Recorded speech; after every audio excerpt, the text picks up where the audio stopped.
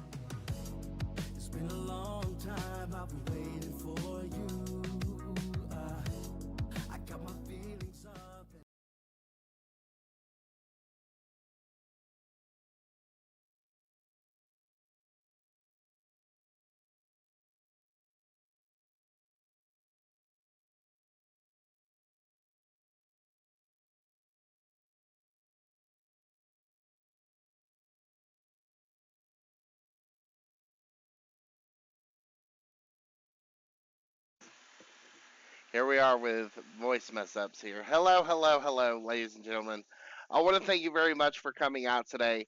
I'm very excited to finally release my podcast. Ladies and gentlemen, welcome to Tater Talks, the podcast where video gaming and spirituality meet mental health needs. Today, I'm very excited to introduce some first time guests, some first time people. That, like I said, this is our very first episode. So at the very beginning, I do want to go ahead and apologize for any like technical difficulties we may have. I'm very new at this, so I'm very excited to finally get this going off of the ground. Today, we have two guests.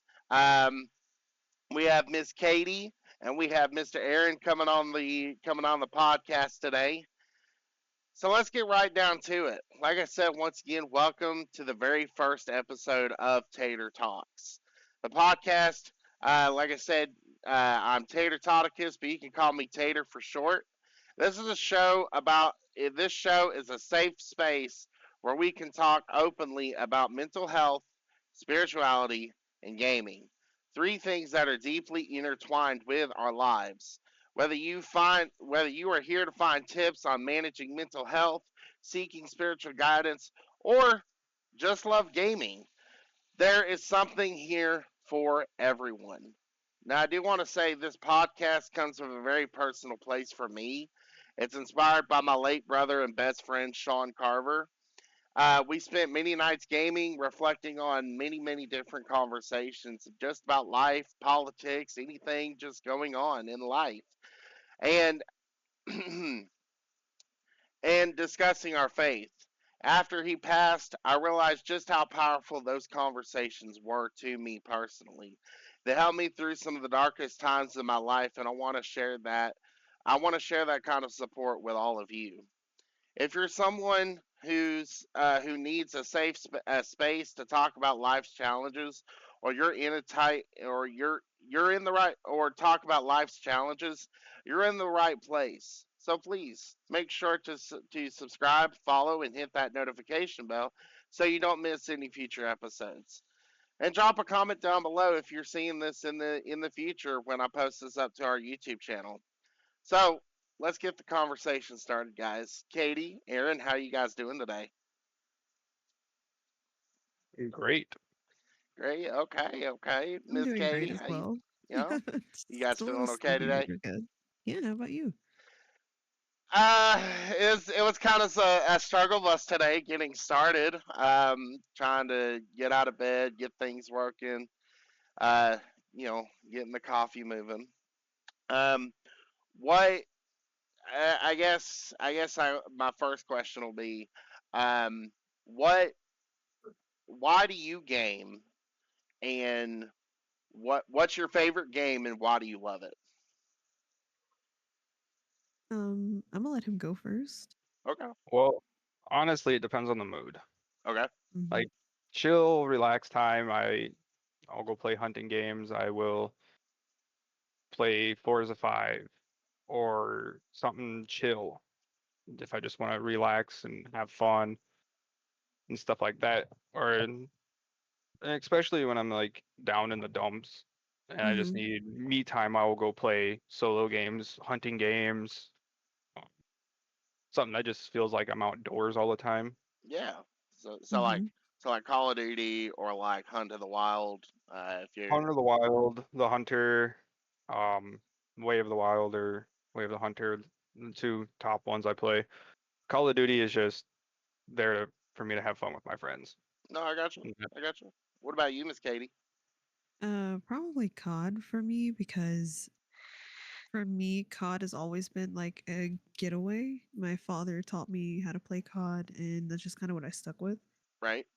Um, to be honest, that really helped me through a lot of depressing episodes. There was a time I didn't have a job. I still don't have a job. I'm a stay-at-home mom, but when I was unemployed, I would play this daily for like, I don't know, 12 hours a day, if not more.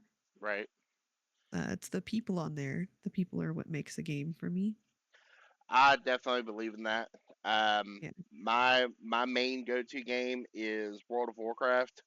I've Okay. been a dedicated player since it came out in 2004. Mhm. Put it in perspective, I was 7 when it came out. All right.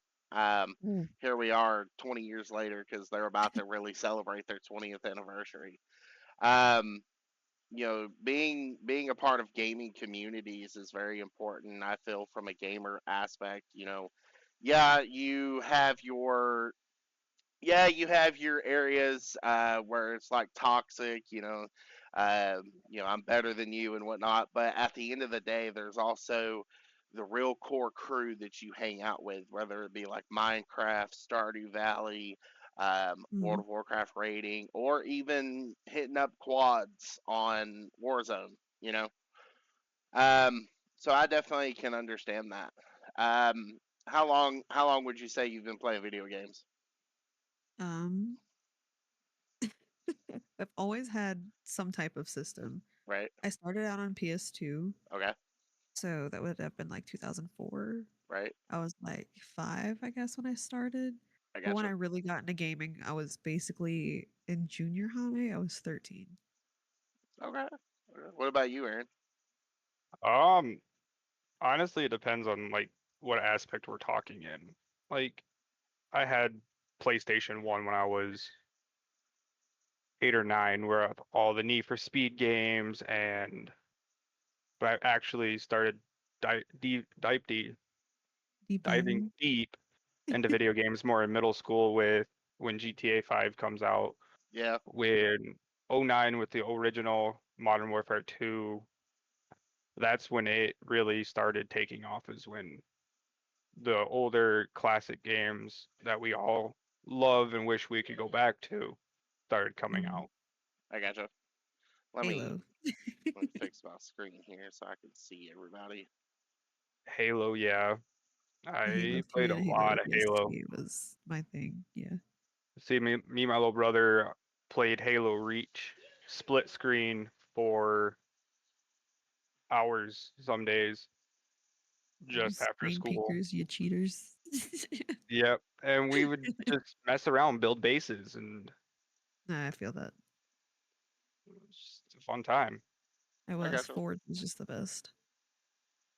Sorry, I'm making adjustments as I go here. Oh, you're You're good. good. Take your time. There we go. That's what I wanted. Oh, what? Oh, yeah. I see my Wa- face. wanted to see an even coverage of everybody. I know Okay. I'm beautiful, but like share the spotlight. Sometimes you got to. So, in today's episode, we'll be diving into how gaming can be used as a tool for coping with life challenges, how spirituality can offer guidance, and the impact mental health has on all of us. These topics I personally am passionate about, and I'm excited to share them with all of you. As I said earlier, remember to like the video, share it with your friends, and let's build a community where we support each other. Now, let's see.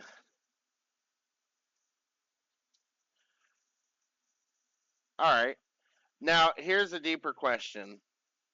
Uh, I've already asked that. Excuse me. All right. So, my second question. We all have days where we feel like life itself is overwhelming. How do you manage stress and anxiety when it gets hard? Mm. I'm trying to think myself here. Like I said, usually it's COD for me, but my kids have really been helping with my depression. Okay. And I know that that's like something strange to say, but my oldest son really pulled me from a dark place when he was born. Hmm. Now my youngest is trying to put me back in that dark place. But we're fighting against it together. Sometimes we have to be at the store and they're wanting fruity pebbles. Hey, Right. I used to have an old life. Don't make me relive that old life. Right? What about you, Aaron? Uh, it depends. If Mm. it's like fall time and I'm in that Ooh. dark hole, I will tend to go sit in the woods all day deer hunting, Mm, but it's the history behind the deer hunting is why I go do it. I gotcha. Say I went with my family all the time. My mom goes with me still today. To this day, we go sit in a blind tree stand and we go archery hunting and we sit there for hours. We don't say anything, but we sit there But for to hours accompany. and that's no one knows how quiet the world's going to be until you have a fresh blanket of snow when you're sitting out in the middle of the woods and Oh it's yeah. continuously snowing. That's peaceful. I It's like that. it's peaceful and it's quiet. Mhm. It blocks all the uh, ambient noise in the world is when it snows, there is hardly any ambient sound, so you actually get to hear the deer steps, the howls of coyotes off in the distance, or just the subtle things you normally wouldn't hear unless it Mhm. snows. Okay. Cool beans. Cool beans. How about you? Um.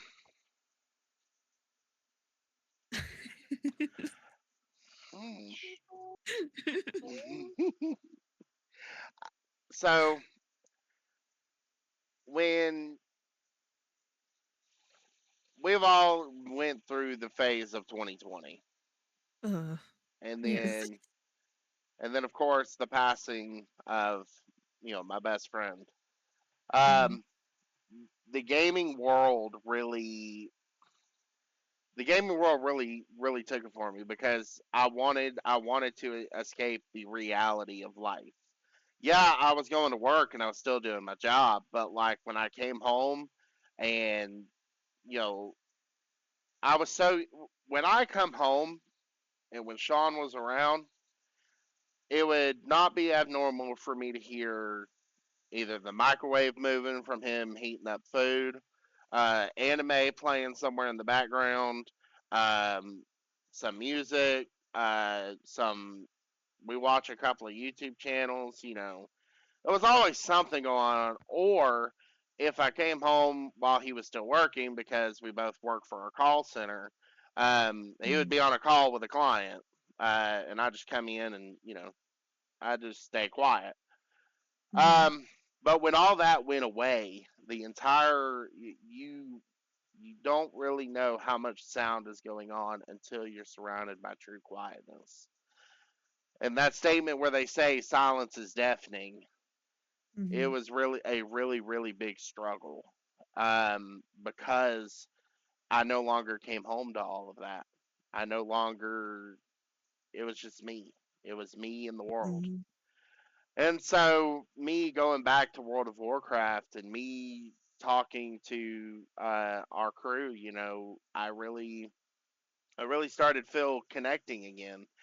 And I remember telling everybody and introducing myself. I told them I was like, I'm kind of struggling right now because my brother just passed away. Hmm. Um, and everybody kind of took me in piece by piece. Um, because I was kind of shattered. Hmm. So I really have always enjoyed the gaming world in itself because the community, you can't, in my opinion, you can't beat the gaming community. Absolutely not. No, Um, so let's talk about a little bit into the connection between gaming and mental health, kind of what we've been going on right Hmm. now. Um, on one hand, gaming can be an amazing escape, a way to immerse yourself in a different world and get away from life stress. But it can also become a problem if it's used as an avoidance tool. Hmm. So, the question I have is I want you all to reflect on your gaming habits. What does it feel like? What does it feel like a healthy outlet for you? And when does it start feeling like an escape from things you need to confront? Things you need to confront. Hmm. You go ahead. You go first this time. I'm trying to think. Is that right? This is a. Ooh, it's got my mind spinning.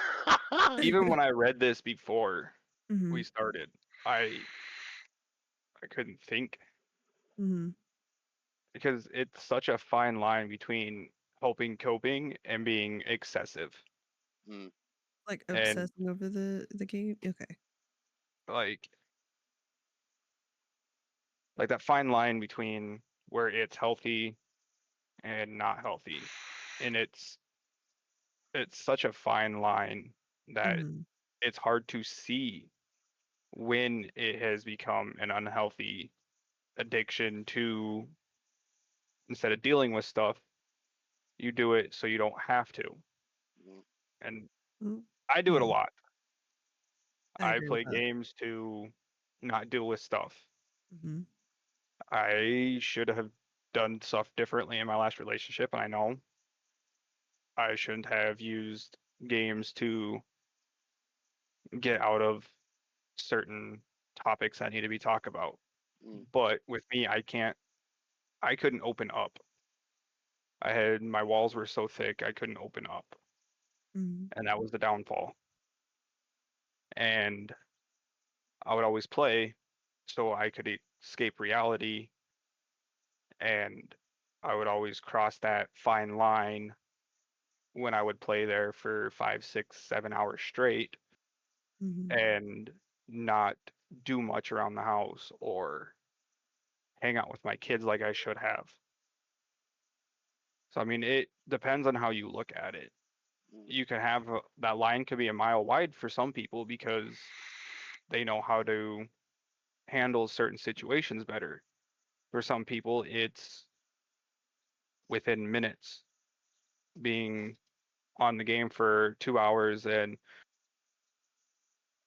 then it's automatically you start not dealing with your problems anymore because Mm-hmm. it's easier to just go play video games for hours on end instead of dealing with stuff.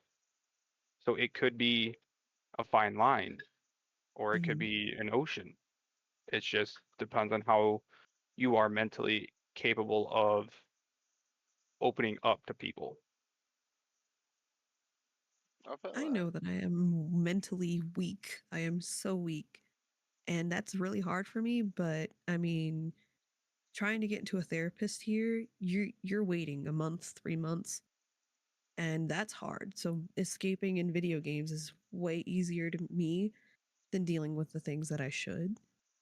Like I can tell you now, I've got clothes upon clothes that need to be done, but I'm here because it's easier to relieve my anxiety and depression and my PTSD in video games with people that I trust than to sit here and drown in my own thoughts for hours on end. And then my ADD kicks in and I'll just forget about it anyway. Like Yeah, the cleaning and like, yes, 100%. I take care of my kids. Like I have 2 kids, 2 under 2, Okay. but video games has helped me relieve the stress of having to deal with the 3-month-old that cries all the time and my 1-year-old that wants to be up my butt 24/7. Yeah. So just y- I'm drowning in the games like community, but in a way and selfishly, I am relying on them to help me get out of this. Okay. It's Yeah. hard. No, I mean it is. It is. Excuse me. Mhm, I could straight up tell you, you know, I there are many things that I've struggled with now and in the past. Um, mhm, I feel like I feel like the best way to explain it is, for an example, people that are um, for people that are unemployed. mhm. Okay, Mm. not dogging before I say this, not No, dogging I on know. people. Anyway, yeah, if you're a stay-at-home mom and your job is your quote unquote job is making sure the kids are fed, making sure everything's Mhm, good at the home, cool. But for those of us who don't have that type of requirement or don't fit in that ball field, mhm, you know, when you first get released from a job, the clock's already ticking. Your bills are Mhm. current right now, but how soon is it going to be until you find another job? Let alone, Yes. is that job going to be decent? Is it going to Mhm. be a employer that is very toxic in a workplace environment and they're just saying we're like a family here? Yeah. Um, or is it going to be an employer that doesn't wish to pay the current market value? Like, don't get me wrong, I'm depending on the company, I can understand if they're willing to give me a promise or something as to why they're going under the market value. Maybe growth opportunity, a reliable growth opportunity, not just saying, oh, well, we may promote you in 6 months. Um, Mm-mm. but without getting too far on it, but like I said, when you become unemployed, the clock's ticking. Mhm. Eventually that light bill's going to come due, and Mhm. eventually that light bill going to be late. And if you don't have backup resources, it becomes a very big struggle. Another thing that you mentioned earlier was getting therapy. You talk about how hard it is to get the appointment, let alone the cost to get therapy. There are sure there's like state insurance, and there's some insurances will cover maybe one or two therapy appointments, but for those people that really need the assistance but they don't have the insurance, they end up having to pay like $300 out of pocket, let alone in the event that they get a psychiatrist recommendation. Do y'all know the difference between a therapist and a psychiatrist? The degree. Mhm. Well, yeah, but the big key difference between a therapist and a psychiatrist is you can talk about your problems to the therapist, but in the event you are needed to be medicated, you need to Mhm. go to a psychiatrist. The Yeah. psychiatrist is the one that is able to write prescriptions. The therapist can just sit on the couch and, well, this is what I'll tell you. This is my thoughts. Psychiatrist also diagnoses. Yes, yes. I feel like a struggle that we deal with today, especially in my generation, is a lot of people are announcing a diagnosis, but they haven't been diagnosed by an actual professional. To Yes, put it into self-diagnosed. to put it into perspective, it's, oh, I have ADHD. Okay, are you just saying you have ADHD, Right. or were you actually told, hey, you have Right. ADHD? Um, it's something I frown upon because I feel like you're just saying it just to say it. Mhm. Um, because ADHD can be a problem. Very much so. Um, Oh yeah. uh, it may not look like it's a problem, but I promise you it's a problem. It is. When you see pretty lights, you see pretty lights. Mhm. And to be able to stay on task is the Yes. gist of the problem. Yeah. Um, Go ahead. I can understand that. Like I was diagnosed with ADD when I was 8. So mine's a little different than ADHD, but I still have issues paying attention, quote unquote. In school, it was so bad that I was put into 504 program, Uh, which special needs kind of situation there, Would that but be that's considered like? Would that? Would you understand the term of an IEP? Yes, w- it's the same. It's the Okay, same basic okay. program. It's just Yeah. each state calls it differently. I got you. Yes. So Go ahead. ours was just the 504 program. And that's where I was placed to like take tests. I was in regular classes, but I was allowed to go into another room away from everybody else to take these tests, and they would read the test off to me. I got you. So So, yes, I completely understand the ADHD and ADD, situation there. and believe it or not, I actually had the same thing. Um, Hmm. and it coming from a teen perspective, Hmm. when you're like in the middle school, you don't really notice it. But then when you have the same exact thing going on in high school, Hmm. Yes. you it starts to become a struggle because Yes. you start noticing that you're different. And God Mhm. forbid if you're different in high school. Right. That's one of the most biggest things of I gotta Yes. have the same clothes. I gotta have name brand. I gotta have an Mhm. image. That image is Mhm. chokehold. And so you starting to notice these key characteristics of, well, why am I being taken out of class? And why am I, Mhm. getting all these things? I can tell you, I was severely annoyed with it. I hated my IEP program. I hated it. I Same. I could tell you, I begged my mother to take me off of the IEP program because I knew Mhm. she could. Um, but she refused. Love her and thank her nowadays, but still, back in the day, you know, Yeah. kind of a struggle bus. oh yeah. Um, but yeah, coming back, coming back to the topic at hand, understanding the difference between is it a problem or is it just fine currently? Sure, if Mhm. you game, 3 hours a day, and if your house is, I've always thought of the process of, are the bills paid? Is the house clean? Mhm. Is there anything that I need to knock out? Maybe make my bed, just the Mhm. simplistic things. Sure, in my opinion, there is nothing wrong with a Friday night gaming session. You got, paper plates piled up from the evening. You ordered like 2 boxes of pizza. Like you had it out, you know. In my opinion, there's nothing wrong with that. Saturday morning comes along, you get up, you clean up the mess, and then you continue on with your day. Other people may disagree with me. That's fine. That's just my viewpoint. Um, but then if it becomes the problem of it's no longer just a Friday night gaming session, you're starting to notice the pile of dishes are staying there and you're not moving the dishes, and all of a sudden gnats are building up and all this other crusty stuff. That's where I feel like you need to finally look at it and go, hey, I need to get some shit together. Mhm. Um, No, that's where I'm at right now. I've yeah, got like a soda can graveyard right yeah. now. Yeah.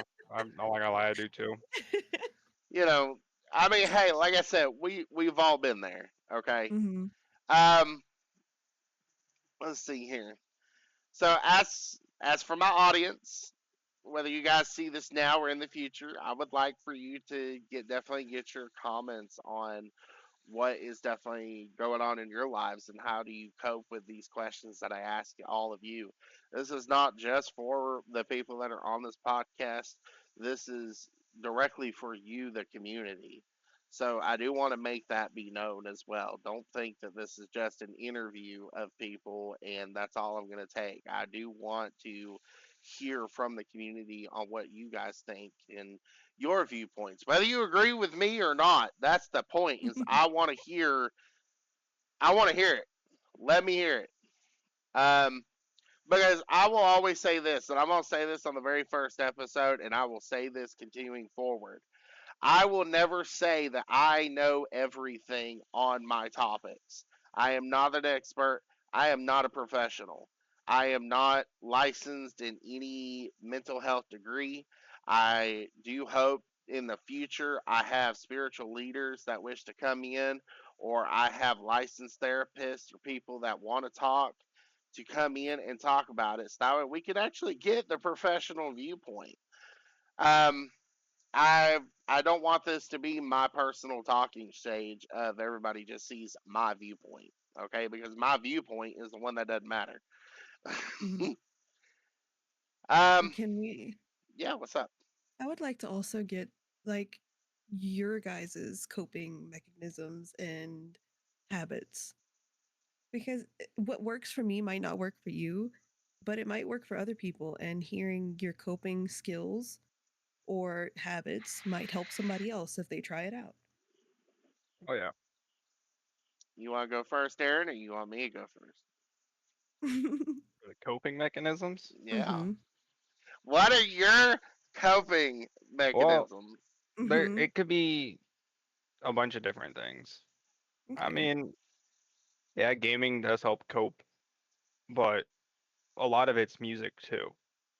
Well, that's a good point. I listen to everything except for opera. I Okay. listen to what some people call mumble rap. I listen to some of it, Hmm. but I don't listen to it all because a lot of it is just nonsense. But like, I go through the door and I get in the car. yeah, but like my favorite ones to listen to are like Five Finger Death Punch. Okay. Ooh. All right. I'm liking it. Um, like they said, death before dishonor. Hmm. I will. I rather die than live down on my knees with all of the mental issues that gets pushed at people. Hmm. Because a lot of it, some people don't have, and their buddies do, and they want to fit in.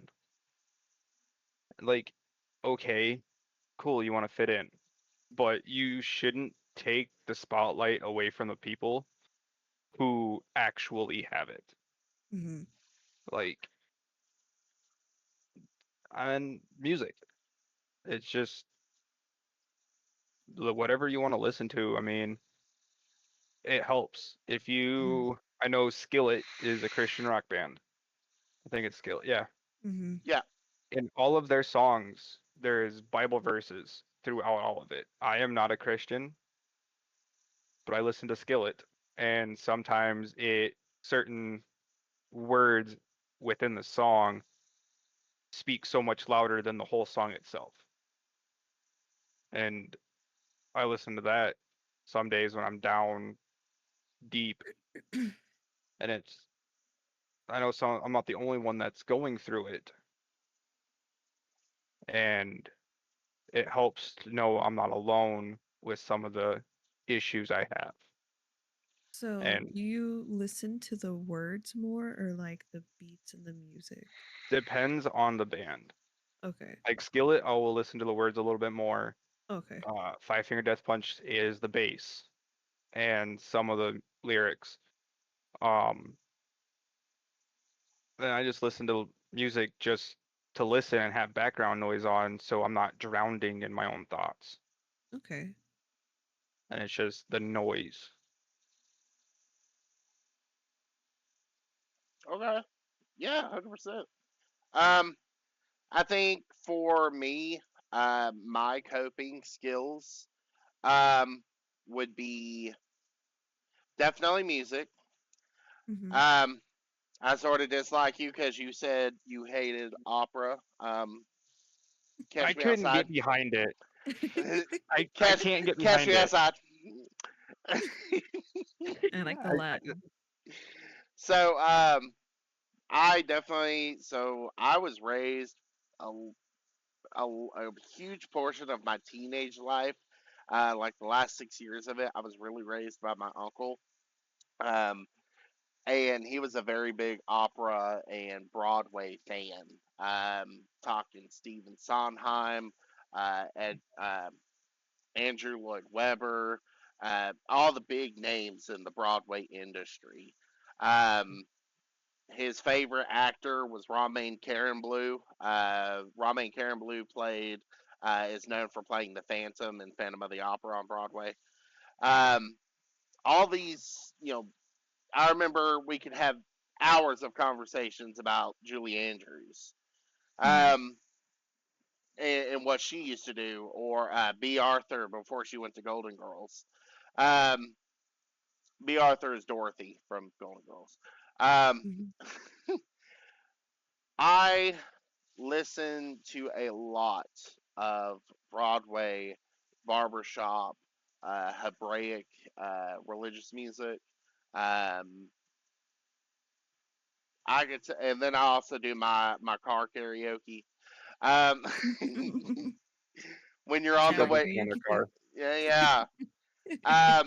I'm not a really big like heavy metal fan, but hey, I mean sometimes when you're really angry, that's all that's gonna do it. Hmm. Um, so I can tell you one of my favorite things to listen to when I'm really feeling down in the dumps, sort of feel. Um, do y'all know what an a cappella group is? Yes. Yeah, it's all Like the vocals. pentatonics, that's the big one. Yeah, Pentatonics Yeah. is the big one that everybody Mhm. knows. Um, but there's another. So, do y'all know the song "Fix You" by Coldplay? Mm, I might have heard yes. it, but I'd recommend. Trying to think of the group's name. Give me just a split second here.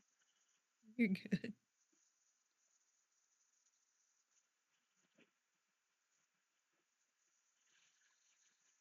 Ah, so the group is called Naturally Seven. Okay, Okay. Naturally, and then the number seven. They have they did an a cappella version of "Fix You." It is Mhm. the only version of the song I will listen to. As much as I love Coldplay, awesome, awesome people. These people, a cappella group, they killed it. Okay. Music, background, everything, they killed it 100%. Um, I'll start following certain parts in the song, and then just the overall vibe of it is just so wholesome and so get it together. It's gonna be okay. The light is at the end of the tunnel. Mm. You just gotta keep on keeping on. Um, one of my other coping skills is outside of video gaming is really talking to people, talking to youth. I'm a youth leader outside of the video game world and whatnot. Mhm. Um, I'm not a youth leader like year round, but I do go to certain camps throughout the year as a tribe leader, and I'll help assist with about 12 to 13 kids, depending on the camp, and it depends on how many kids are going.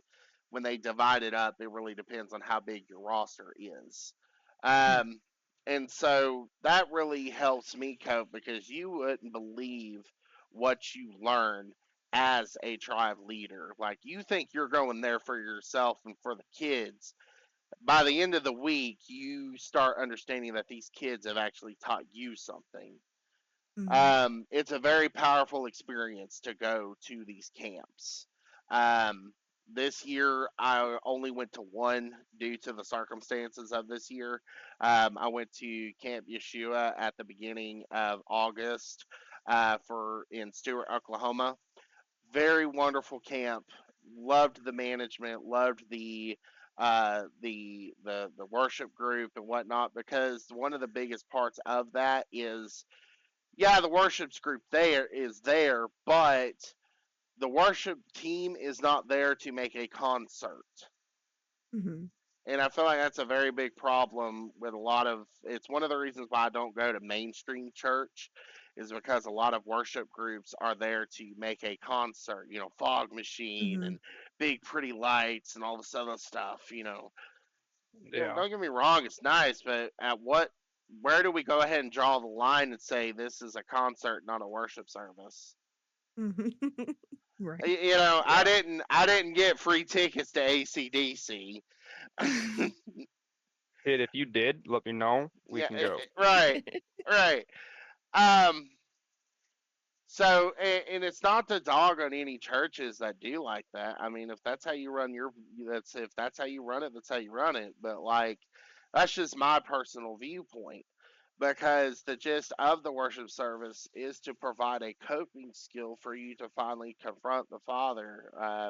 And in my religion, that's how we do it. And then my final coping skill would be cooking. I love to cook ever since Ratatouille came out. And Gusteau's line, anyone can cook. Promise Mhm. you, I was one of the main people that listened to that. I went to culinary school. I practiced it. I learned the ways of the knife, as we call it. Mhm. Um, and it's such a wonderful thing. Um, the problem with my cooking is my emotions do show in my cooking. It's very It's very odd how that works. Like you can tell what mood I was in depending on how the food tastes.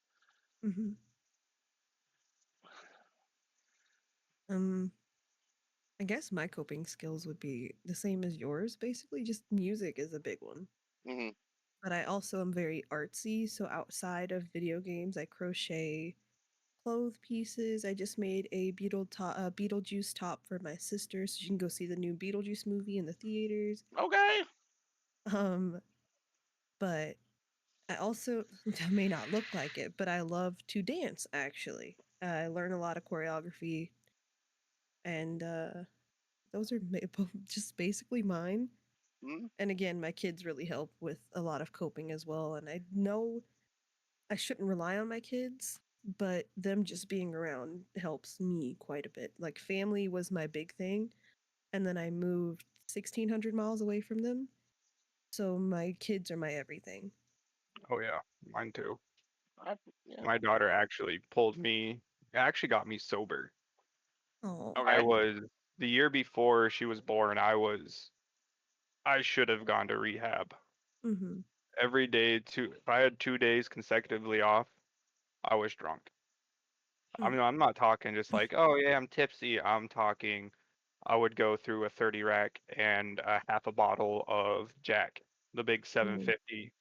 And I would wake up, go to sleep at 3 o'clock, wake up at 6, and start drinking the moment I wake up. And just continued that every 2 days I had off. And then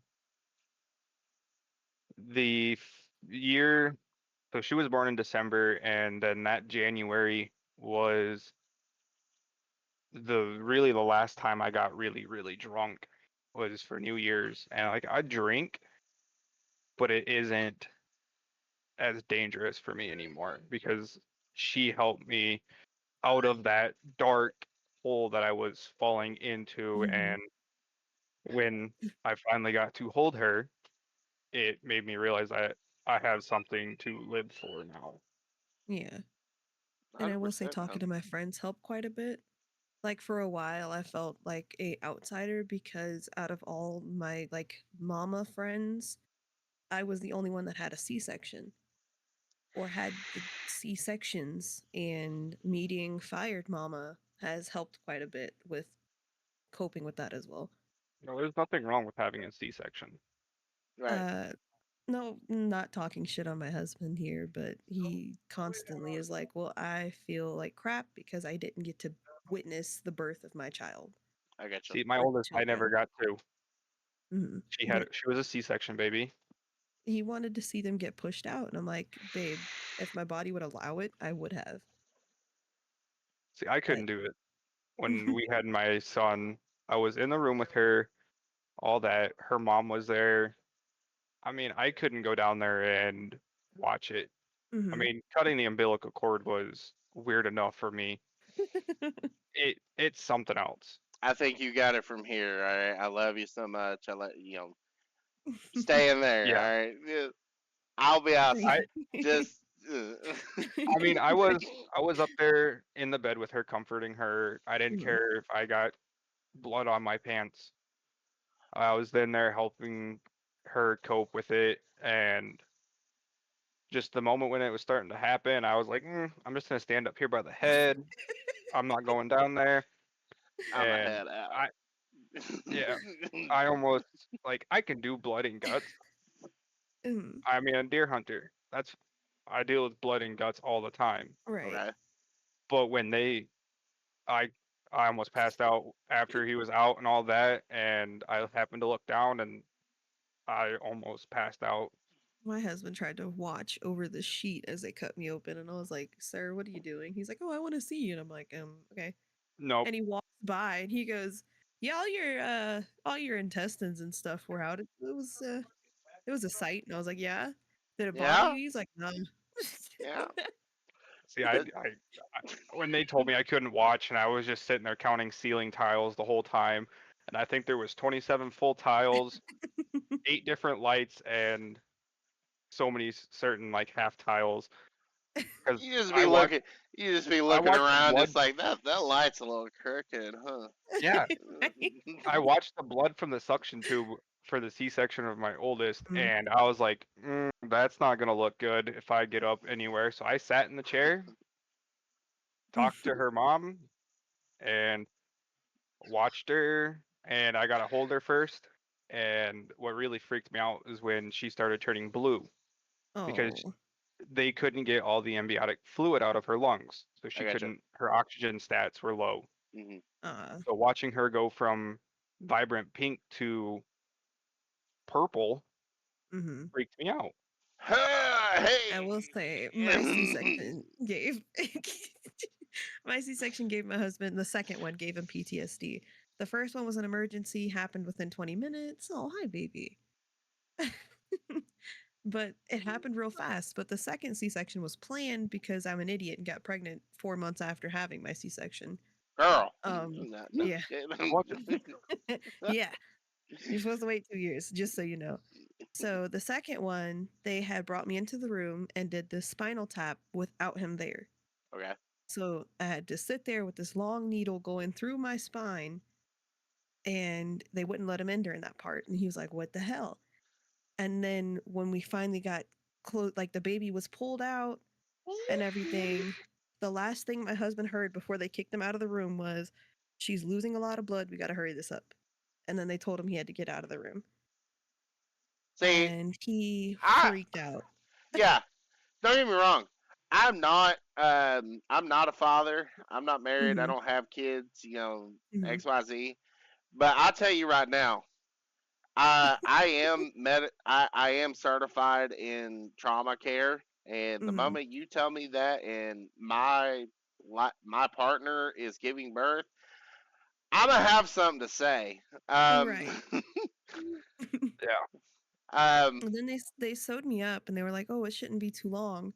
Well, after he heard that, they made him sit in the hospital room and he had to wait for me for 45 minutes without any knowledge of what was going on in the operating room. and that's That's a not right. long time. Yeah. He got. That I bet his world got real quiet for it probably felt like Mhm. an eternity. Yeah. ooh, Because even me waiting to go back into the operating room, it felt like an eternity, and it was like Mhm. 20 minutes, but it still felt like an eternity. Yeah. Then they rolled me in. They rolled the baby in first, so like the baby was already in there and he was taking care of him. But then he had to wait for me and he had no idea if I was okay because when they did pull him out of the room, I was like, "You're so drugged up during a C-section that I was falling asleep. I kept falling asleep. And when he left, I was dozing off again and I didn't speak to him and he didn't know what was going on." Yeah, So, PTSD from a C-section, so I'm afraid to have another one because I don't want to scare him. right. that's understandable. No, it is. It is. When you deal with those kind of experiences, it's only normal. Mhm. Um, I think it'd be a little abnormal if nobody kind of gave that a thought of just like Yeah. so. Mm. Going on to my next topic here, I think we're doing really good. I'm really enjoying this. Oh yeah. Yes. So a little bit personal. Mhm. When so my brother, um, he passed away in March. March 23rd was the date.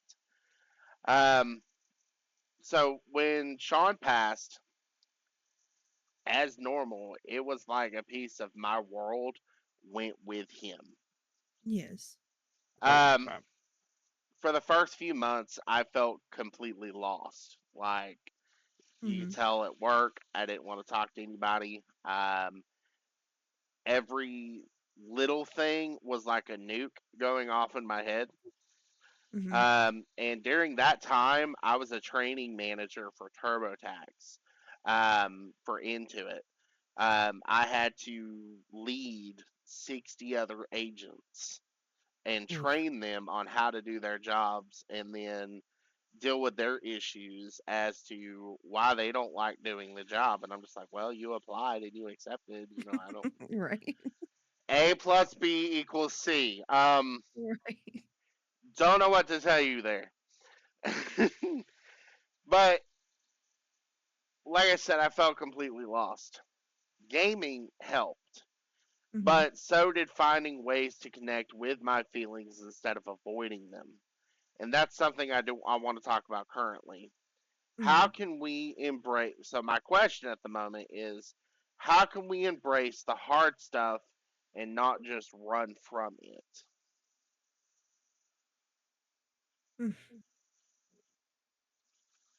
It's hard facing that, I will say. It's And scary. yeah, it is very scary. When I first moved here, literally 2 weeks after I moved here, my stepdad died. And I didn't have the money to get back to see him or say my final goodbyes. It was right after COVID hit, you know.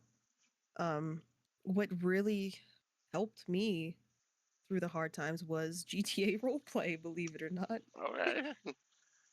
I played it for hours on end. I didn't have a job. I didn't have my kids at the time. So me playing GTA roleplay and connecting with other people, even though it was like a fake life, it almost felt real.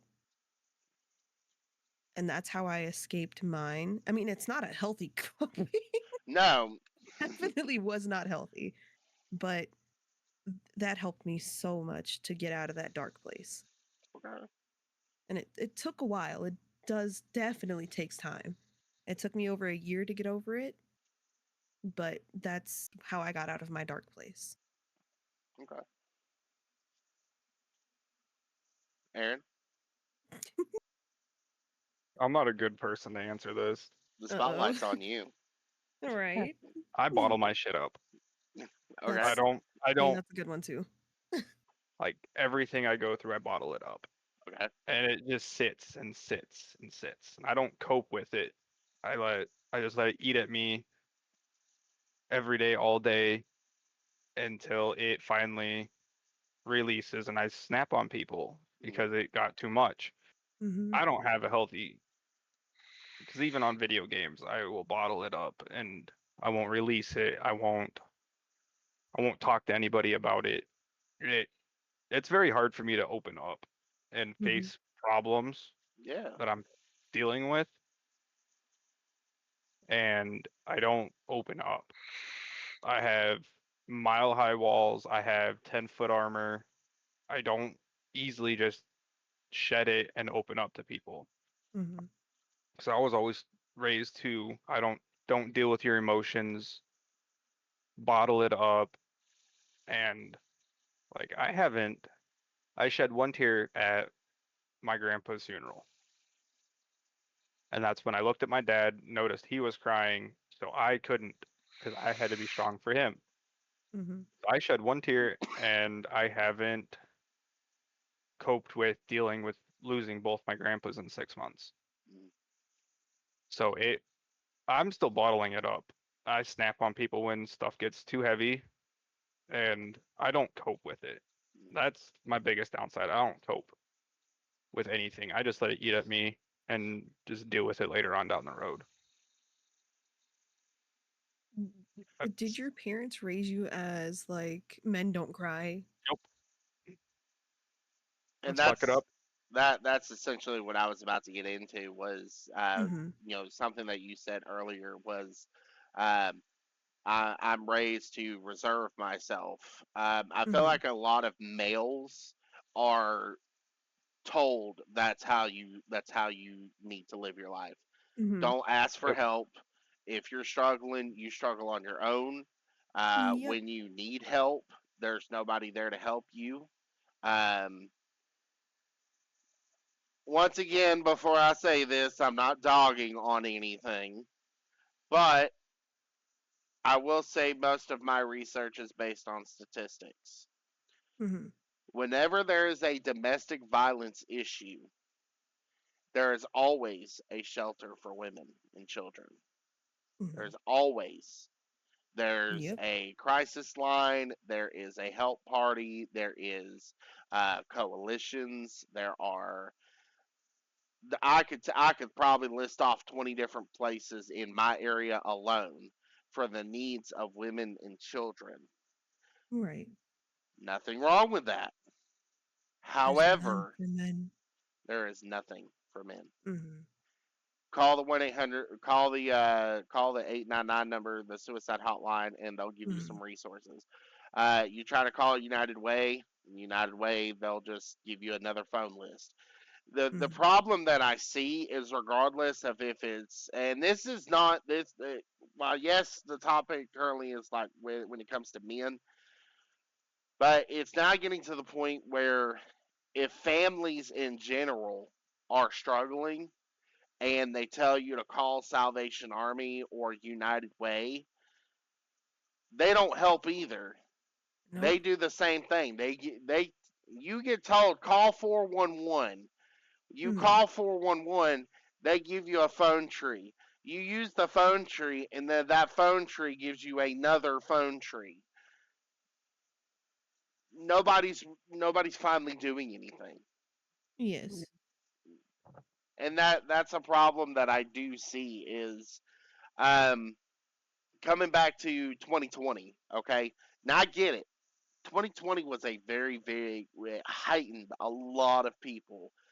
A lot of people started seeing things differently during 2020, and that was a very big year Right. because the COVID actually not only helped us see problems that we need to fix, but a lot of problems that we need to stop.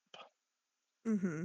Um, like I said earlier, when it comes to men's health, when men need a place to stay or men need some food or a what I call blessing bags is like body wash, deodorant, XYZ, Mm-hmm. toiletries, good luck.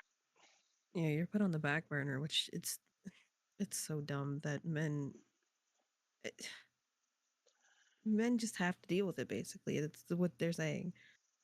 And Figure it out. now I'm not gonna lie, I am a crier. I'm very Mm-hmm. emotional. Mm-hmm. I tend to hold myself very reserved on a lot of issues and a lot of topics. Um, but when I finally like shatter, I I shatter like a glass vase in a Mm-hmm. porcelain store. It's going everywhere. Mm-hmm. Um, and it's definitely tough because there really isn't any help. Um, Mm-hmm. it's called the phone tree. Mm-hmm. So I guess my question to, or I guess a advocate, as I'll call it, um, I'd like for my viewers and my audience, I would like for you guys to try to see if you can find somewhere that helps men. That like, don't get me wrong, if you want to also post women and children's resources, that's fine. 100%, nothing wrong with that. But I want you to tell me if you can find a men's help. So, because like, don't get me wrong, when it comes to domestic violence, 88, I want to say the statistic is 88% of those domestic violences are done by the male. But for that other 12%, where it's actually coming from the female, Mm-hmm. where can those men go? A relative, apparently. That's where they want you to Not go. sometimes not even that, Yeah, that's true. Yeah. because I know sometimes that. family doesn't help. I know that my husband's family. Yeah. No, See, I looked it up. The suicide rate for okay. men versus women, it is 4 times higher that a male will do it before a female. That is 80% are, well, may make up the 50% of the population, and we count for nearly 80% of all suicides Yep. Yeah. because men don't have where to turn. Not at all. Now, And then it's like when you do turn, then they kind of turn on you and like, well, why are you doing this? Why are you doing that? Don't target the person who's coming to you. Yeah. Yes. Shut up and listen. Yes. Um, let's see. So when I say, one of the ways to embrace the hard stuff that's going on in life, Hmm. when it comes for a small example, or I guess you could call it a big example, depending on who you are, but a job change. When it comes in my opinion, if you're a server and you're going from one restaurant to another, yeah, it's sort of a big change. But in my opinion, not exactly, because you're doing the same stuff. You're just learning the new menu, who the Hmm. regulars are, and the new management. You're learning the basics of what you're always going to learn at a new company. But if you're going from an agent, and I do apologize if I keep referring to agent, because that's just what I've worked in the last 8 years, and that's just what I understand. Yeah. So, better yet, I'll say associate. So, if you're like a sales associate at a store, or you work customer service, or you did, you deal at that base level, and then you're finally promoted to a management salaried position. That is a big change, Hmm. because you're no longer hourly, you're salary. Hmm. And when you become salary, you get, in my line of work, once you become salary, you do get a lot of benefits. You get a lot of respect too. Hmm. You Yeah. know, put my name on that bat. Respect my authority. No, I'm kidding. Right. Um, and I remember when I first became a manager, for certain businesses, um, especially for the first time, that power goes to your head quicker than anything, because you don't know how to handle it. You're just like, I really made it. And you're stuck with two obstacles. One, you want to be a change for the company, but two, you want to uphold the values of the company currently. Therefore, you can no longer be the guy that everybody likes. Everybody likes. Sometimes you got to be the asshole. Hmm. Yeah. Um, so dealing with those hard issues, I will say, don't be afraid of change. Too Change can be much very scary. change can be very scary, but it can also Hmm. be very good. Very much so. I will say the big change moving here, that was hard at first. It is very hard at first, but you've got to overcome those obstacles to get to a better place. Hmm. Um, the second thing I will say is, give them an inch, but don't give them a mile. When I put Yes. when I Mhm. put that into perspective, is when you're learning a new company and you're learning new people, yeah, show them a little bit of grace. I feel like everybody deserves just a little bit of grace. But after you've shown that grace and you've tried, and this also fits with friends. This doesn't Hmm. have to just stick with a company. This could be towards the individual itself.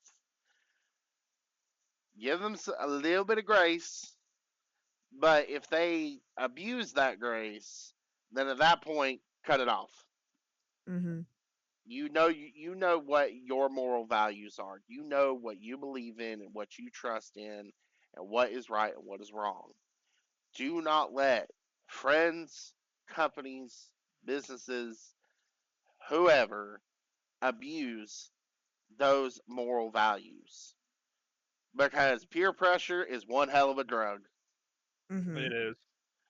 You know, I'm not one that frowns upon recreational marijuana. I'm Hmm. not one that frowns upon it medically or anything. I'm not a personal user, but I do have friends that are users of marijuana. Yeah, nothing wrong with it. In my opinion, nothing wrong with it. There is nothing wrong with it. Um, Helps you sleep. yeah. Um, but then when you start getting into the higher, what I call higher tier, methamphetamines, all the dangerous stuff, Yep. that's where it starts. going. Drawing the line. Yeah, that's where I'm drawing the line. You need to get help. I don't know Mm-hmm. what is causing you to go towards all of that, but you need to get help. Yes. Um, To go back to change. yeah. Um, so one song that I really think fits this. I mean, it's by Hobson. It's not Ooh. 100% kid safe. But if you look at Ill Mind of Hobson 8, on the very last part of the song, it says change is one of the most difficult things that we face, but change is inventable. One reason Mm-hmm. we don't like change is we get comfortable where we're at. We get used to our friends, our job, the place we live, and even if it's not perfect, we accept it because it's familiar. What happens is because we're not willing to change, we get stuck in what God used to do instead of moving forward into what God is about to do. It's just because God's blessed you where you are doesn't mean you can just sit back and settle there.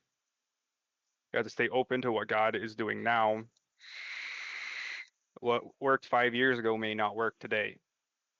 But if you're going to be successful, you're going to have to be willing to change. Every blessing's not supposed to be permanent. Every provision's not supposed to last forever. We should constantly evaluate our friendships and who's speaking into our life.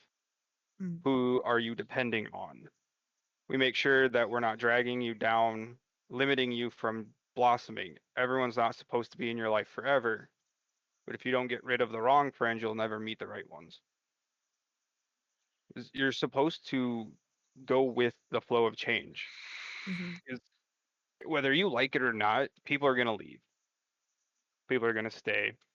And it just shows you who's going to be there at the end is when you hit your dark days, who shows up for you and who walks away. And that Mm-hmm. shows what needs to change with who you talk to and who you're around. I mean Mm-hmm. that every time I hear that song, that line, those lines come on, and I sit there and I just think about what could change or what needs to change in order to make stuff better. And sometimes I sit there and think about it for days and days because Yeah. change needs to happen, Um. especially for like men, because there's not that much resources and that needs to Mm-mm. change. Yes, that does need to change. Okay. Uh, feel on a personal level for this change, like how you need to allow change into your life. Right now, I'm going through a really big fight with myself mentally because this is not my business to put out there, but I'm going to. My sister in law was sexually assaulted by our uncle, or her uncle, sorry, but I'm so we're sorry. family, so. Mm. But she has a court date tomorrow to testify against him. And I don't trust anybody to watch my babies. Just as a scary world, you can't trust anybody, and I don't want what Mhm. happened to her to happen to them. Right.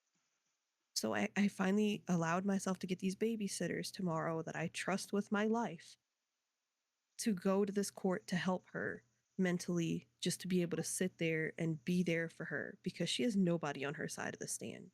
Right. Yeah. But she's begging and begging and begging her mom. She's like, "Mom, can you please come down from Indiana to be here for this court date?" Sorry. And her mom was like, sorry for my language, but her mom's like, "I don't feel like dealing with this shit." And that's exactly how she put it. So right now, my big change is cutting their mother out of my life. If she doesn't want to be here for her daughter, she's not going to be here for her grandchildren. And that's just kind of how I feel about this. But mentally, it is such a hard battle because I am such a family person. But I feel like this is something that needs to be done because I don't want this type of behavior or mentality passed on to Toxicity. my children. You've done this to your kids, like you were talking about drugs. She was on meth for years. You couldn't get clean for your kids. What is going on? And that's just kind of where I sit with this. And like I said, battling it with myself mentally, that's fine. I'll figure it out someday. But for now, I just don't know where to go with it. Mm. Yeah. One of the people commenting earlier said, let's see. Wubsy says silence is loud when it's perfect silence. And Mm-hmm. then Matt Lee says he's the same. I still cook a lot.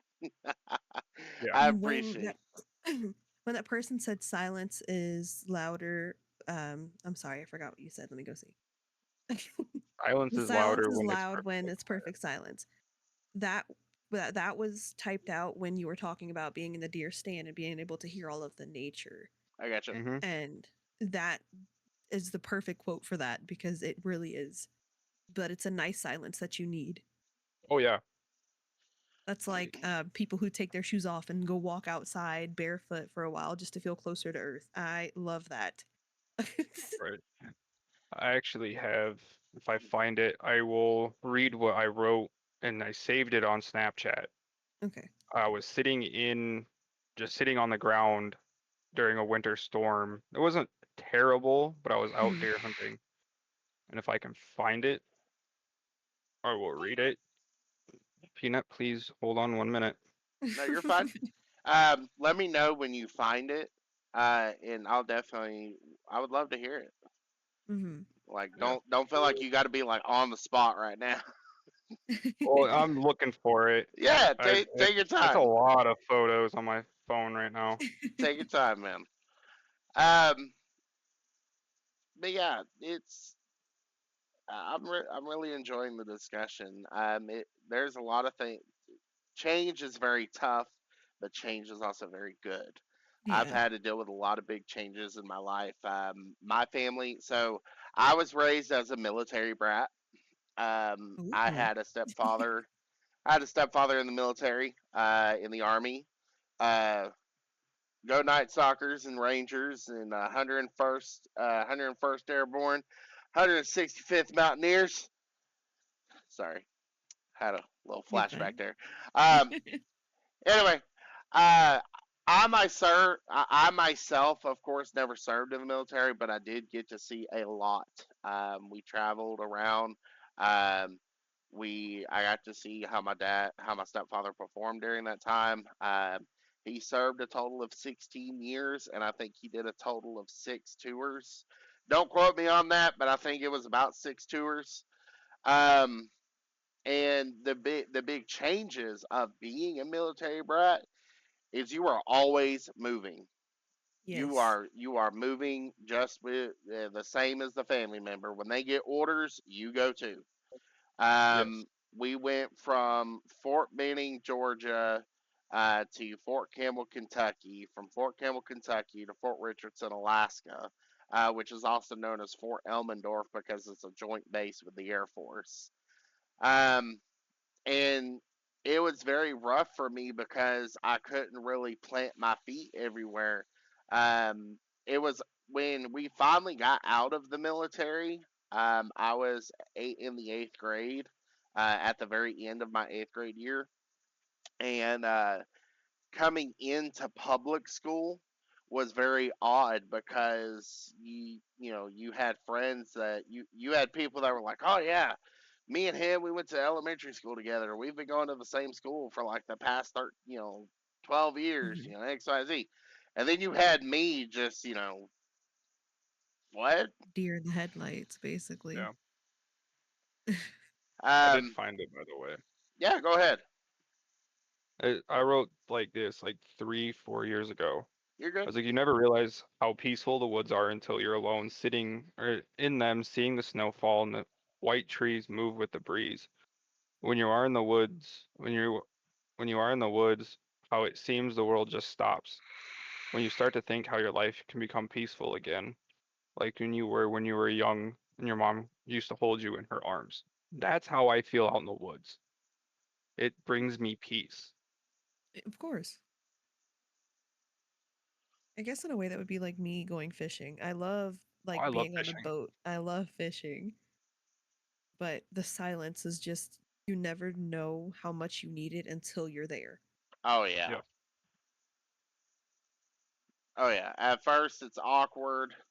Mhm. Then in my past, it was at first it's awkward, then you're angry because you start focusing on a thought that you need to resolve.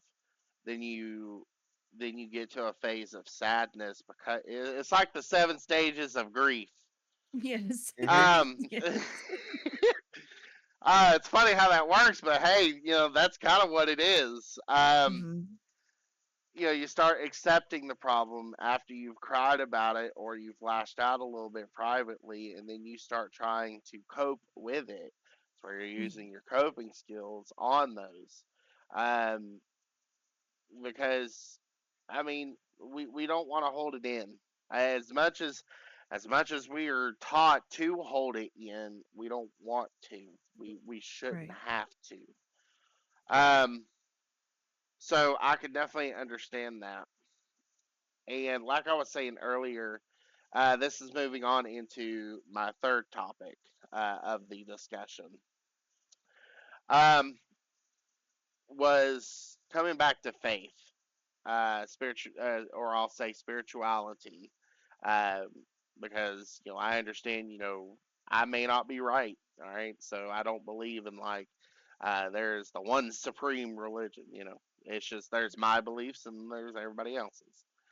Um, One of the things that Sean and I talked about during our gaming sessions was faith. How it gave us something to hold on to even in the hardest times. I think faith can be an anchor for all of us, but I also know not everyone feels that way. So, my question, for those of you who are spiritual, how does your faith play a role in your gaming experiences? Does it bring you peace, help you reflect on deeper things, or maybe guide the way you approach challenges in life and in games? Um, I'm not really spiritual or religious, and like Okay. certain ways I I, am. uh, I forgot, I did write this. Mhm. For those of you who aren't religious, Mhm. I still want to hear what centers you. What practices or beliefs helps you stay grounded when life gets tough? You're gonna call me cuckoo, but I love crystals. I love collecting crystals. We have crystals throughout the house. Booted from chat.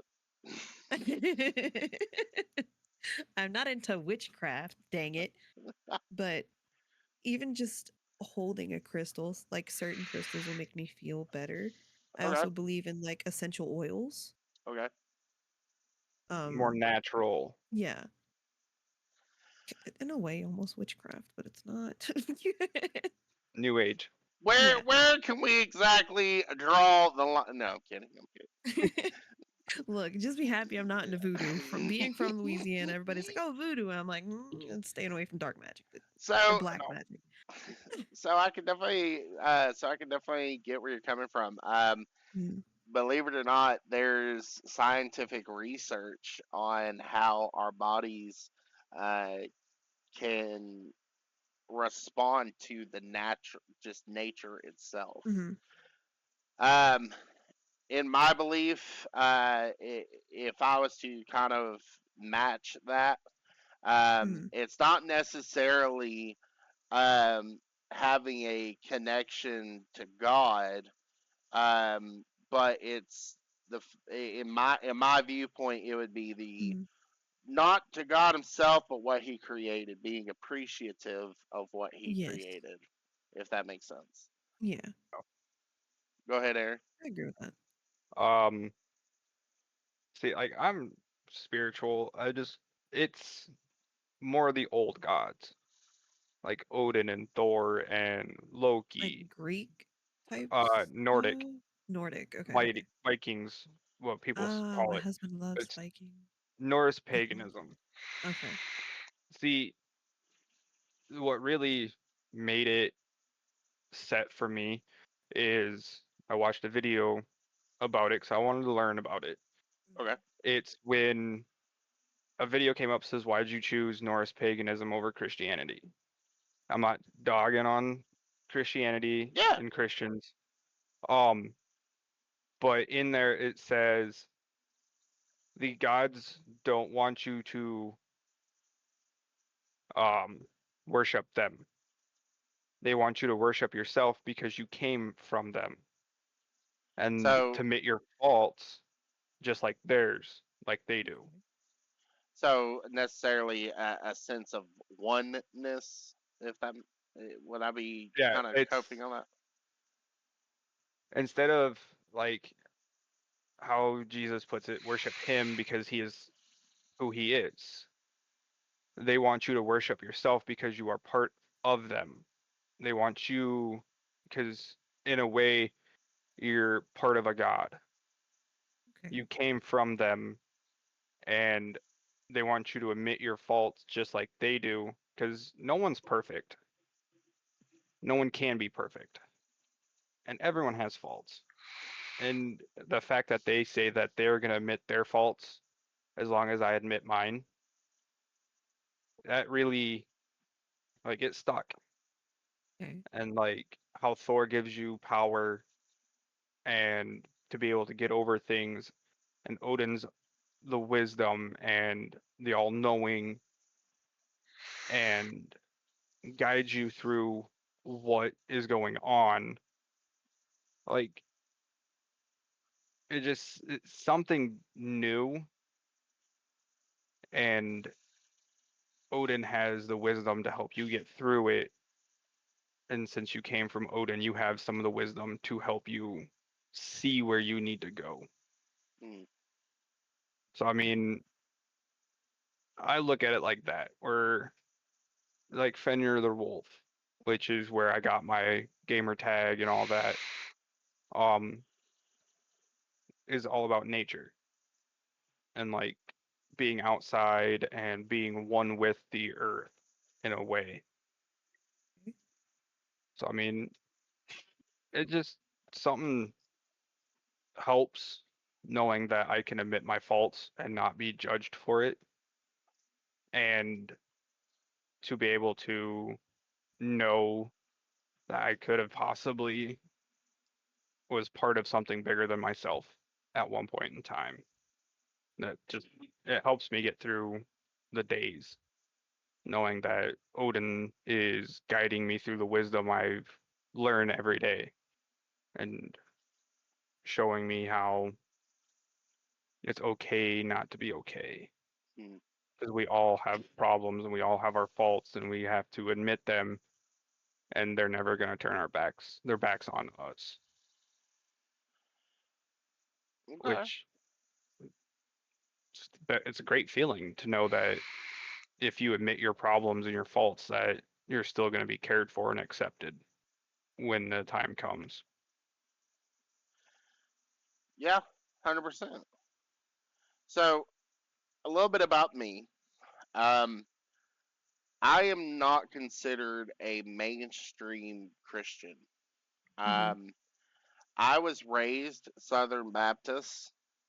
I do believe in Jesus, but I refer to him by the original Hebraic term, what I believe is pronounced Yeshua. Um, if there's not necessarily a label, because we're not exactly looking for a label, but a Mm-hmm. lot of me and my fellowship, we refer to ourselves as the a part of the Hebraic roots movement. Um, coming back to first century Christian beliefs. Um, in my opinion, um, once again, not dogging or anything, quote unquote. um, I don't do Halloween. I don't do Christmas. I don't do Easter. Um, I don't do any of the big holidays. Mainly reason why is because if you go back in history of those, all of those are pagan holidays. Every single one of them. So I don't do those. Um, I do go to what we call a fellowship. Um, the reason why I don't go to mainstream, and why I turned away from Southern Baptism is because here in the Bible Belt, it is you go to church on Sunday, you God forbid if you don't, you have to be dressed to the nines. You have to drive the newest car. Your family has to be the picture perfect family. Nobody can be going through issues. Um, I am so tired of the response. I'll pray for you. Yeah. A Yeah. lot of the big church. I'll pray for you. Hmm. Okay, I appreciate the prayer, but it also says in scripture that sometimes you're the answer to the prayer. Yeah.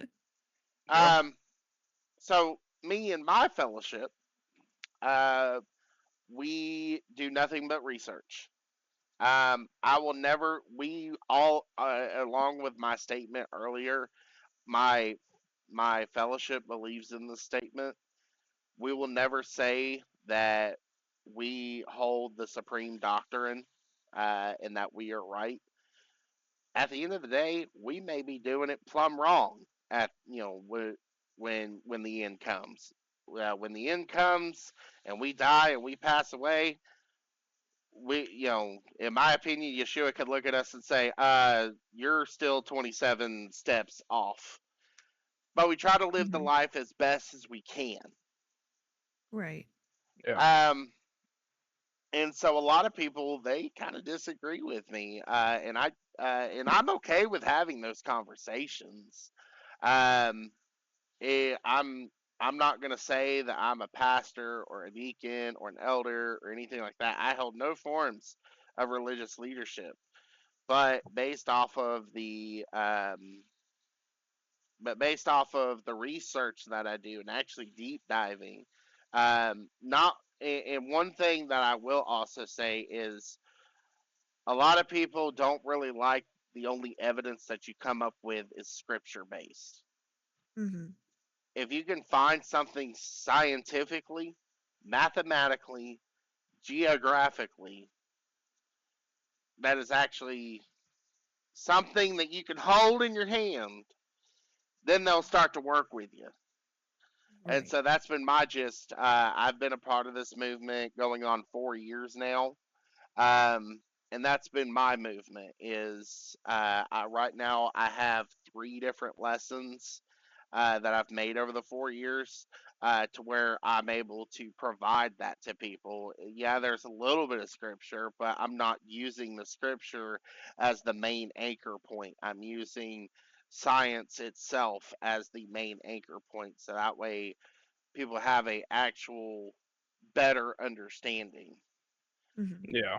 Um, but not to get far. There's me going on a whole nother tangent. Um, coming back spiritually, on how spirit, when I go to Shabbat, which is our service, we call it Shabbat. Um, when I go to Shabbat, it's all about me and the Father. It's all about me kind of expressing my concerns, kind of the things that we do practice as modern day Christians is, laying it out, asking what is the best thing to do. Start putting some hard things into the limelight and see how can I confront those issues? How can I cope with those issues? How can I actually fix the problems and become a better person than I was a few moments ago? Yeah. Not necessarily glorifying him as much as I will always glorify him, but it's also how can I live my life better so I can glorify him more. Um, and that's essentially my viewpoint on it. Is I go to Shabbat because not only am I there for myself, but you could also be the anchor point for why somebody else goes. You Yeah. know, Yeah. you without you even knowing, you could be somebody else's anchor point. Hmm. Um, I go there because I can have a connection with the Father when Tater is singing up there, and I can't do it with anybody else. Um, Mhm. I can only have a connection with the Father whenever a specific elder or a deacon is given a message. Um, Although we don't wish to bear ourselves to those requirements, it's one of it's those things in the unknown. You don't know what's going on in the unknown, so you never you, coming back to my point, you never really know spiritually who is where you're going to be the anchor point for somebody else. Excuse me. Right. Yeah. And that goes, like I said, that goes for anything spiritually. So Mhm. whether it is from the Christian foundation, whether it's from the crystals, whether it comes from Norse mythology, you are an anchor point to somebody without you even knowing.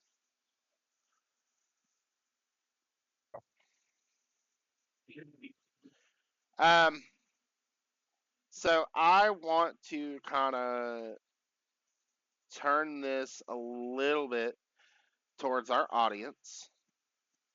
I really want to see if anybody has any questions.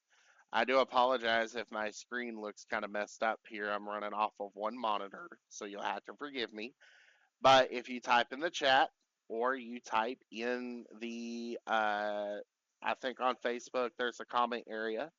For those of you watching, if you have a question regarding mental health or anything like that, please, this is the time that I want to address to you personally, where you can hear either mine or Aaron or Katie's viewpoints. You don't have to ask me specifically. If you don't want if you want me to answer, I will. But I just want to hear.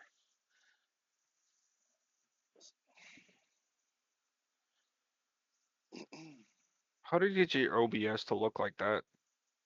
What the hell? Wish my OBS looked that good.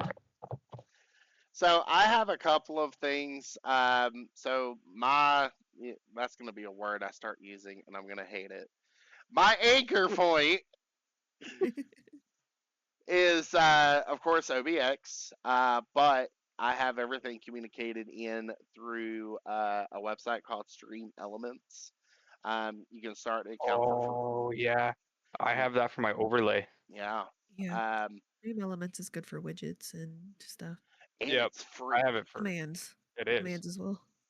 Is that what you use to multi-stream? Is Stream Elements?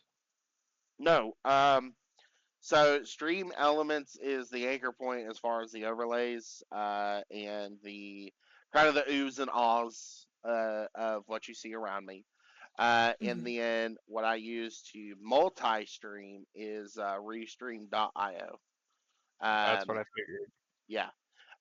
Right now, I'm on the free tier, so I can only do two websites. Hmm.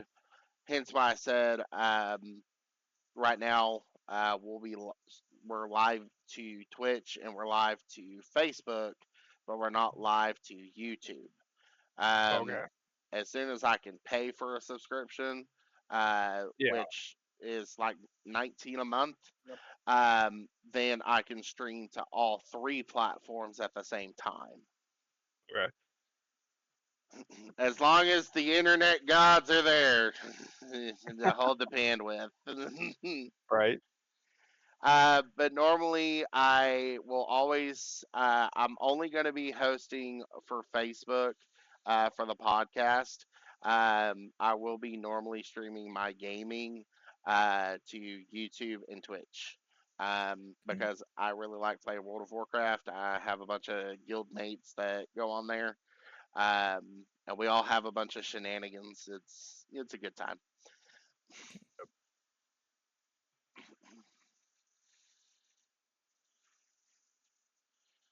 Let's see here. What is the Facebook page name for the people who are on Twitch? The Tater Talks. Okay. Okay.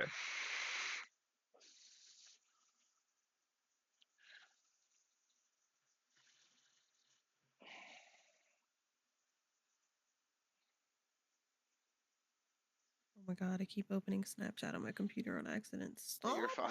fine. I'm trying to click back to Google to read the prompts and stuff, and it just keeps clicking Snapchat. But I would like to say that if I saw it sounded selfish through any of this, it's not that I'm trying to talk about myself, but it's more of I know from experience Yeah. and I want to share my story. So if you're going through anything like it, that you can understand more of how this came to be or how to cope better, you know, anything to help in any way to get others to understand. hmm And, And I and want to I say my will. hair is purple now. It is September. My hair is purple now, but usually I do blue around this time of year for Suicidal Awareness Month. If anybody is unaware, September is Suicidal Awareness Month. hmm Um and I was in that boat many times. So I that is what we are doing here today. That's what I feel like is going on, is trying to help better understand or let people understand if they don't, like my father, um, that people do have mental health. And it is a pain in the butt to fight.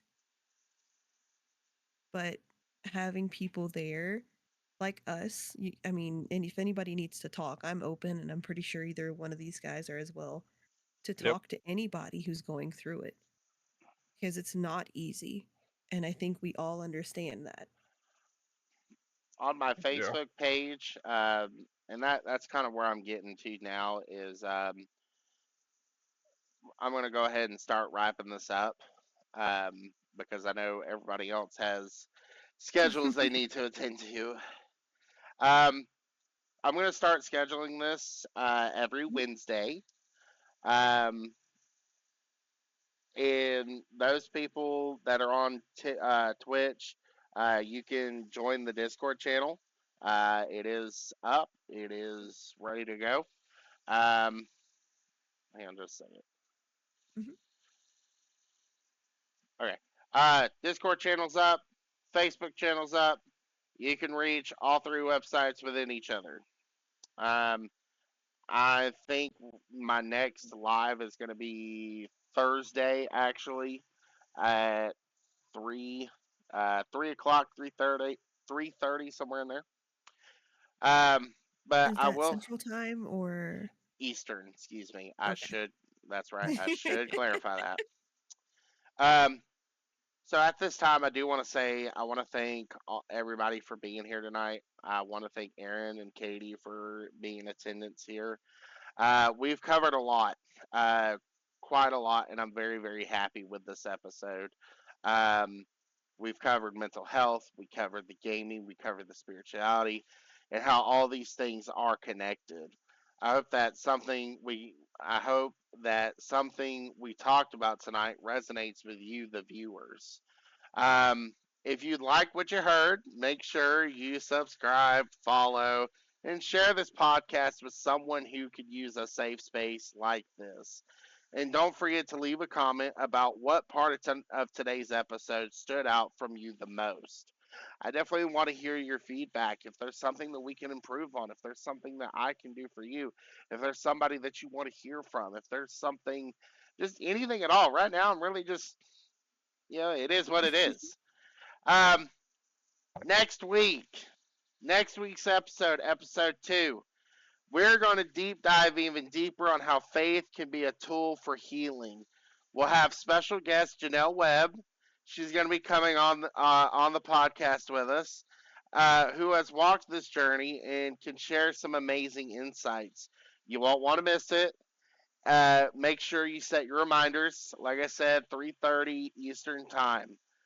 Once again, I want to thank everybody again. I appreciate you guys. I appreciate the people that come watch this. I appreciate everybody that has taken the time out of their day to bring this to somewhat of an attention.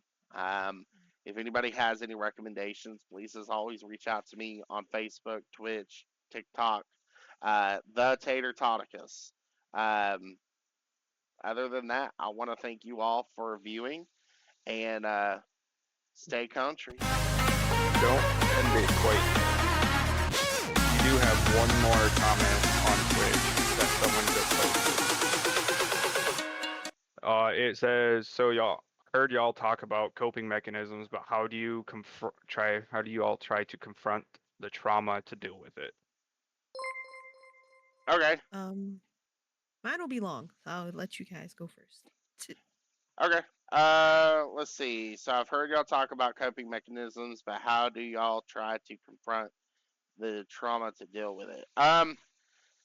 So I dealt with. I feel like the passing of Sean definitely was traumatic for me. Um, As it Sean should. wasn't. Sean wasn't a brother by blood relation. Sean was somebody who I became friends with 8 or 9 years ago. We at first didn't like each other. We actually hated each other. That's the best of friendships right there. It felt Yeah. like that. Um, and we went from hating each other to laughing it up. By the end of the week, I actually bought him lunch to just go hang out.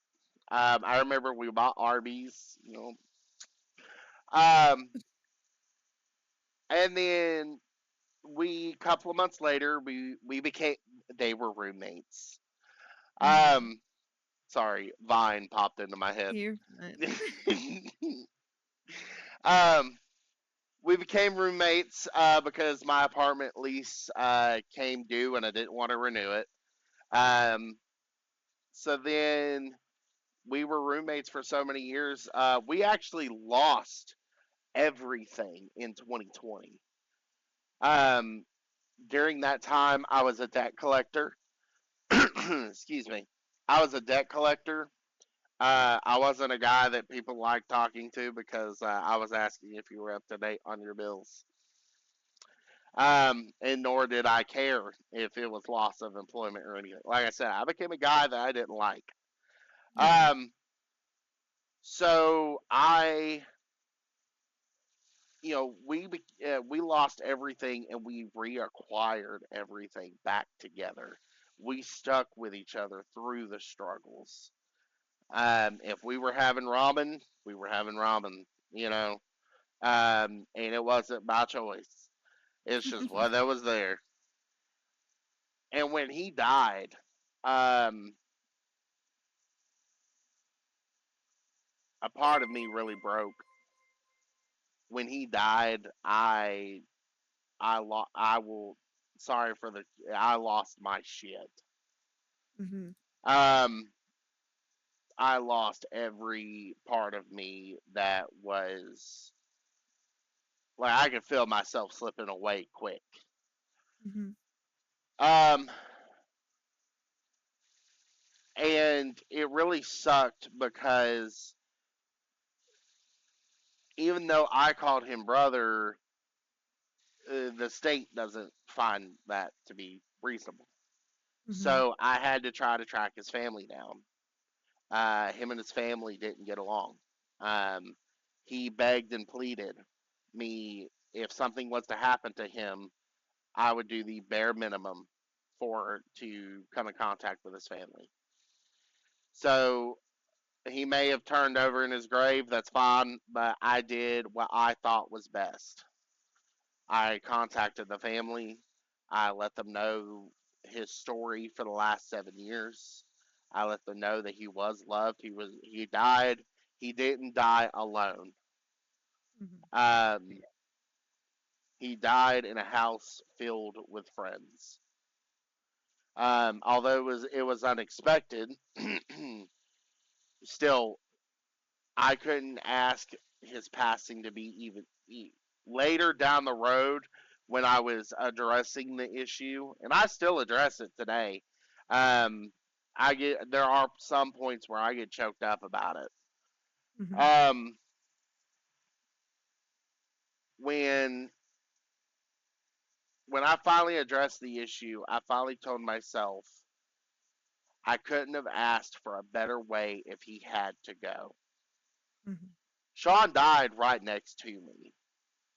Um, to talk about the experience, Sean and I, we were training managers for my job. Um, and the night before, he he had he was on the online class. I worked on site, which is 45 minutes from here. In the end, I would just come home because they wouldn't allow me to work from home. And I remember signing off, and I called him up, and I was like, "Hey, I'm on my way home. Do you want something to eat?" And he was alive. He was talking. He was breathing. He was just fine. And he was like, "No, I'm not. I'm not feeling all right. Give me something small, like McDonald's cheeseburger or something." Mhm. Um, and so I and so I did, and I came home, and he was asleep. He was alive because he could snore. He could tear the paint off the wall.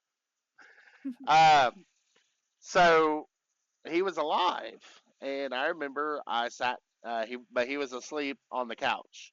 Um, and so I came home, saw him asleep, and I sat in my chair and watched YouTube until like 2 o'clock in the morning. And I passed out in my chair because that's just what I do sometimes. The very next morning, I didn't wake up until 8 o'clock, so we're looking at about a 6-hour time frame. Um, and I woke up and he was gone. The very next the when I woke up, he was gone. Unfortunately, he passed away due to a brain aneurysm. Um, Sean was like 39. Um, it sucks. Um, Still trying to deal with it. Um, Even talking about it is a little tough. Is a little tough. You can tell because I'm. But reflecting on the topic itself, I couldn't have asked any other way for him to go. He died right next to me. He didn't die alone. He let me be God, the universe, Earth, whoever the hell you want to call it. Let me be the one to find him. I didn't find him 6 weeks later, all alone. I didn't find him in dangerous ways. He didn't pass due to dangerous reasons. It wasn't drugs. It wasn't, suicide. It wasn't, all the horrific things I could think of.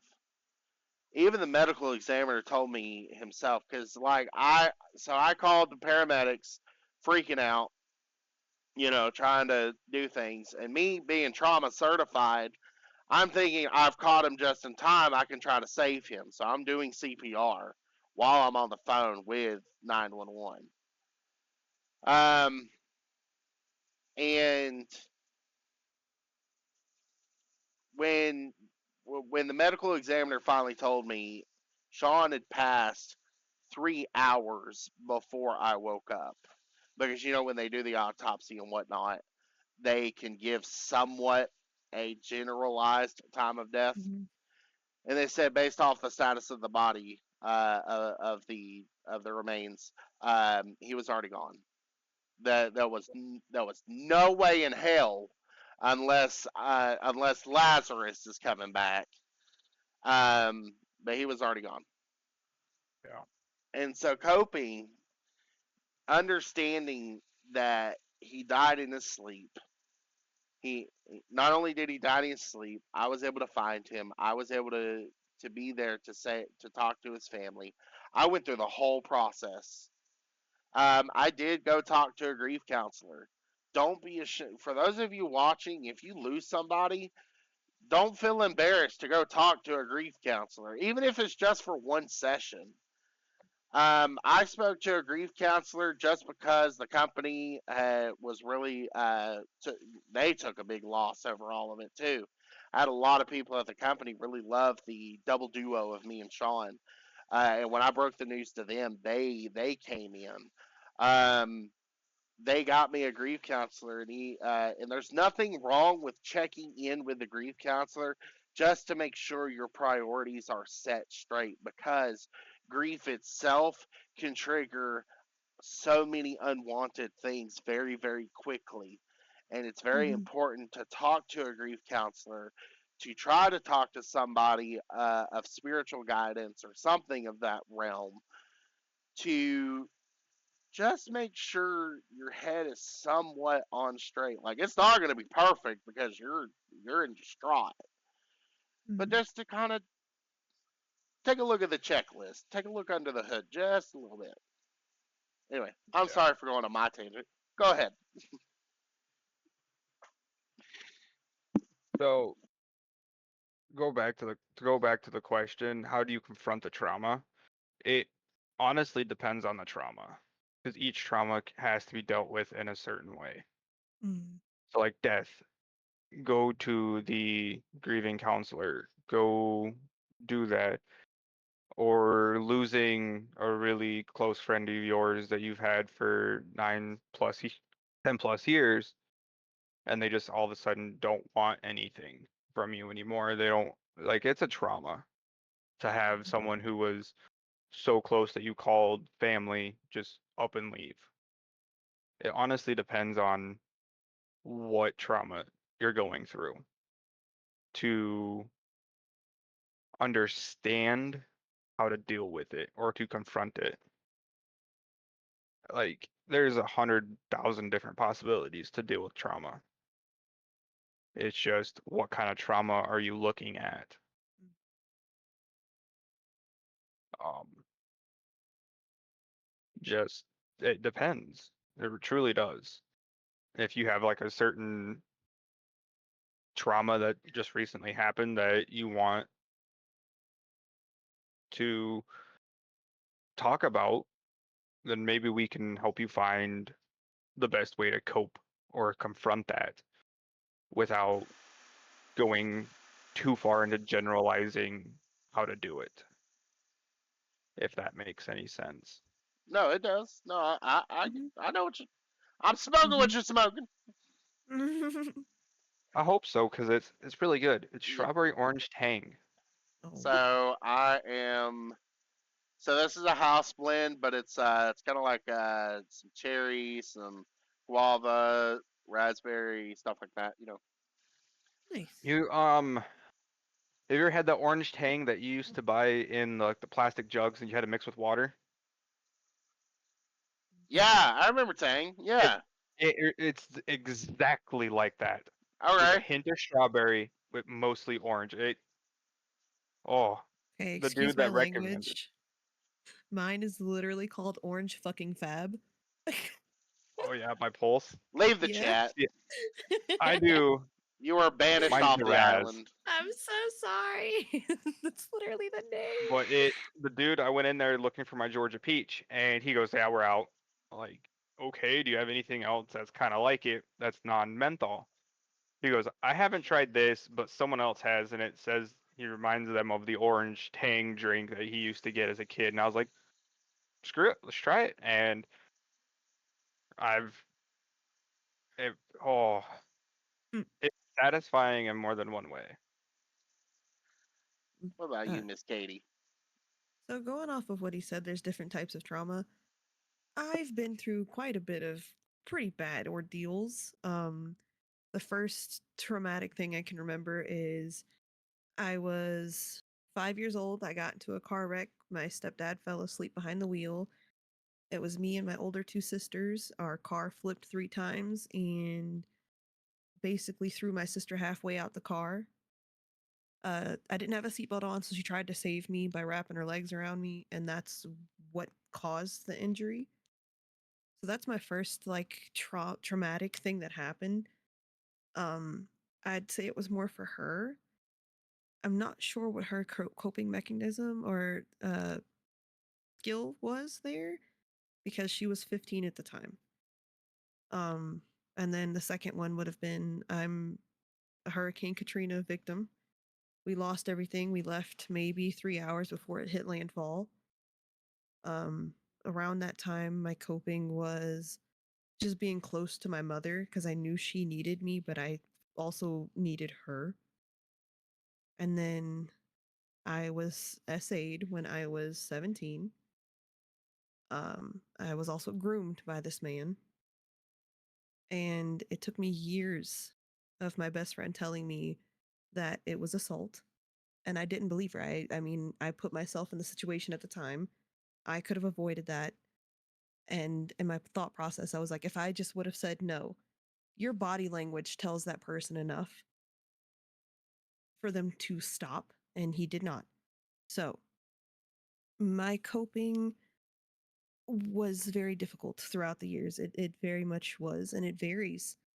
I would go from doing digital art to drawing to, again, learning dances. Like, these are things that would help me cope, but they don't always work for everybody. So most of my time I rely on music. And of course, crocheting, but that's because it's quiet and your brain isn't thinking about anything except numbers and counting and just keeping your mind busy. That's a better way to cope, is to constantly keep your mind busy. Yeah. And I think a lot of people should try to take that one into consideration so you're not always stuck on what traumatized you or what hurt you, I guess I should say. Yeah, definitely. Um, Dealing with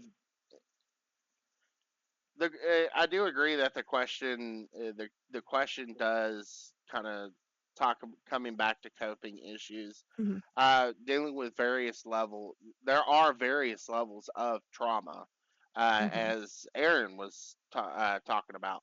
Um, it could be as simple as losing your job, losing a friend, going to divorce, or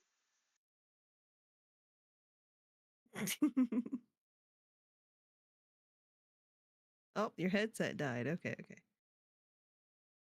Yeah, like going through like divorces Mhm, or family trauma. It all depends on how the trauma comes in, mhm.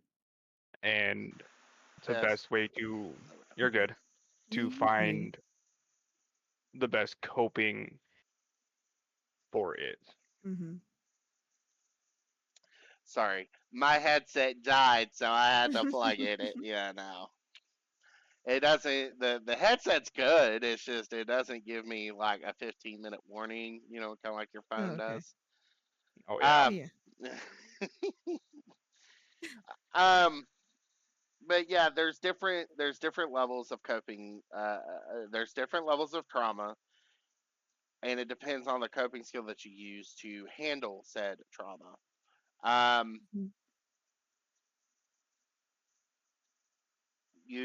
you have divorce, you have death, you have loss of a job.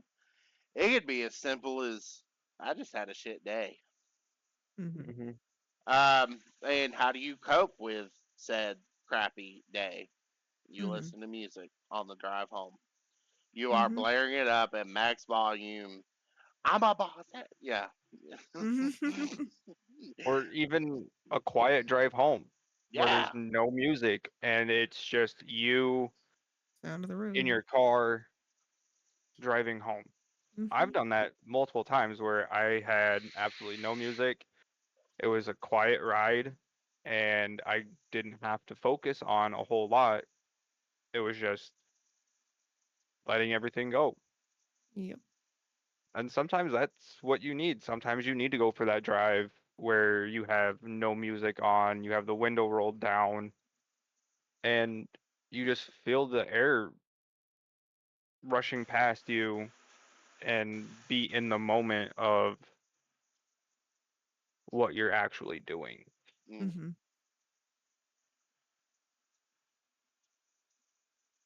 But okay. Does anybody, for all my viewers, do y'all have another question or anything else you may want to ask about?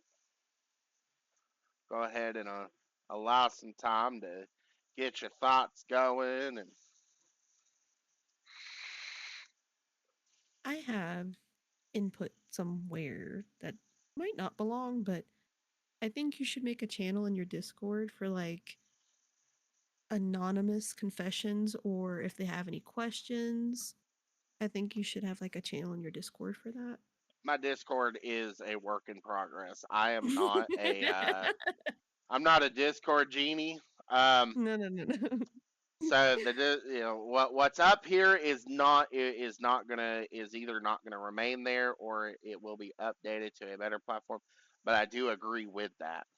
Mhm. Um, I think uh, one of the things I thought about was creating a Reddit page, Mhm. because that is a one hell of a place to post something anonymously. Yes. Yeah. Um, and I do want to give that opportunity because I get it. There's Mhm. some people that may not want to put Put their themselves business out out there. there. Yeah, Yeah, yeah. yeah. No, I like that. It's a work in progress because the so I this has been in the talks. So the plans for this has Mhm. been in the talks for the past 3 4 years. The Okay. actual movement of this little project of mine actually ignited 8 months ago, Okay. and then when Sean passed, it really put gas Pushed in it. the yeah, it really Yeah. ignited it. Okay. The computer, the mic. I have a mic here that I haven't plugged. I've got the plugs for, but I don't know how to work it just yet. What is Um, it? it's a $400 mic. It's a Shure SMB. Okay. Yeah, I've got an arm stand for it.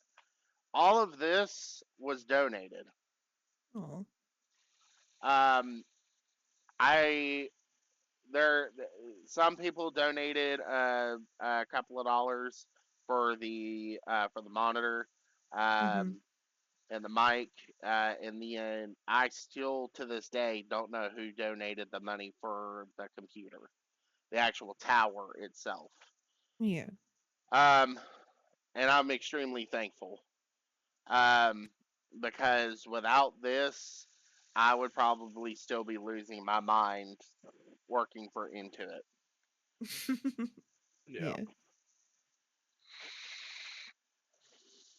But But okay. Hang on. Somebody else. I was just thinking it might be a good idea to hear about some different ways to start dealing with trauma for people listening. As far as me, I've had several hard deaths in the last 4 years. Yeah. Mhm. Yeah. Um,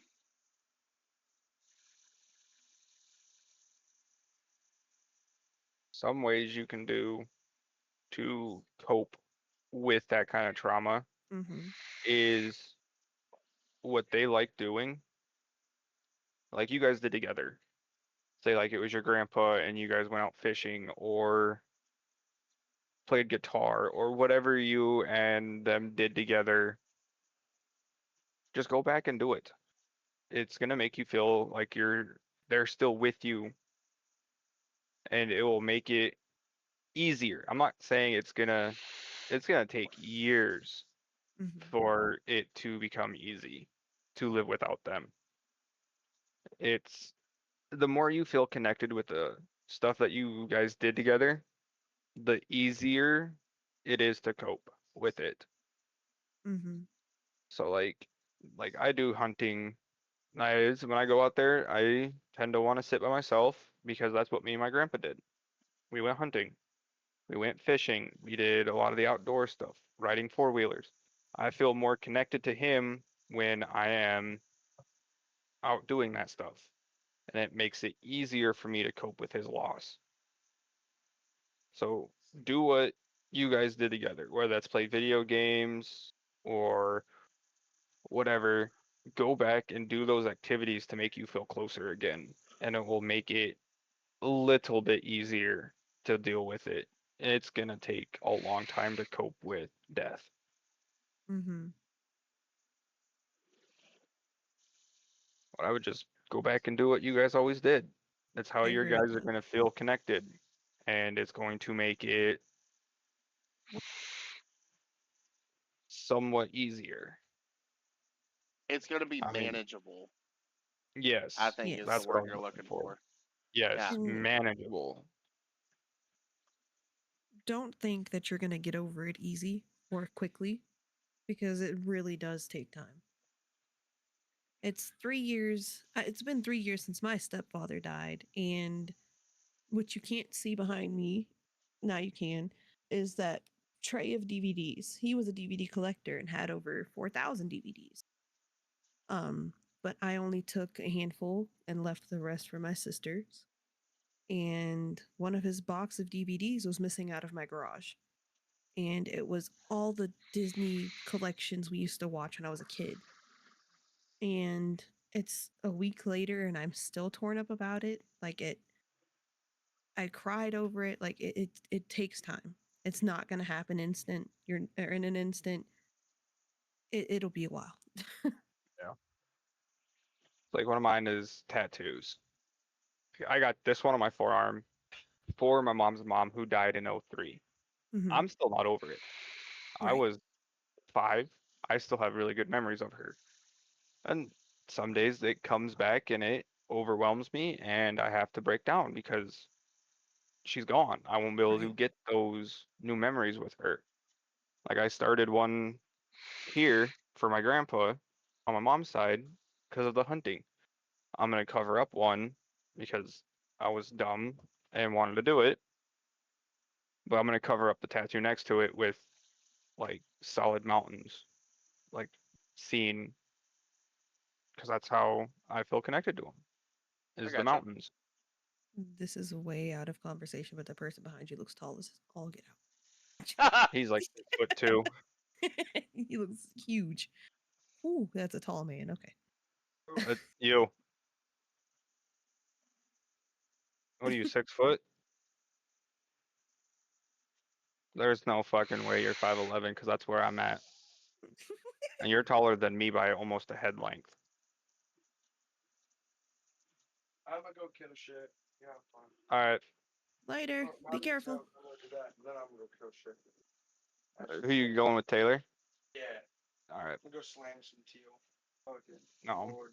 I was gonna say if you guys were going Dove, I was gonna see if I could tag along.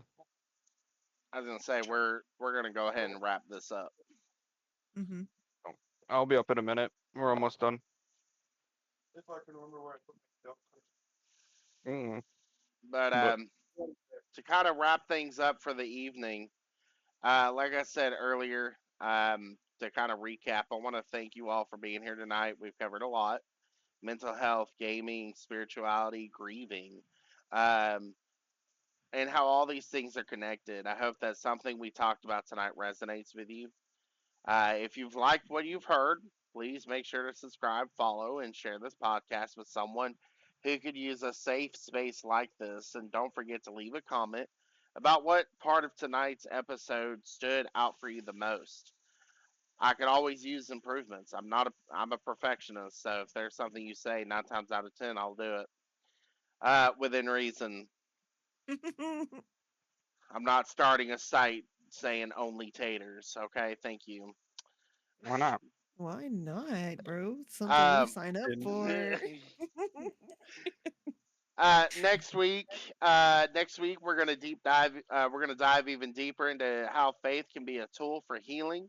We'll have a special guest who has walked this journey and how they, and excuse me, dyslexia hit me there. We'll have a special guest who has walked this journey and can share some amazing insights. You don't want to miss it. Please make sure to set your reminders. Like I said, we're going to be live on Thursday, 3:30 p.m. Eastern Standard Time. Other than that, I want you guys to have a wonderful day. God be with you all, and thank you for coming to Tater Talks. Have a good day. Bye, everyone. Later.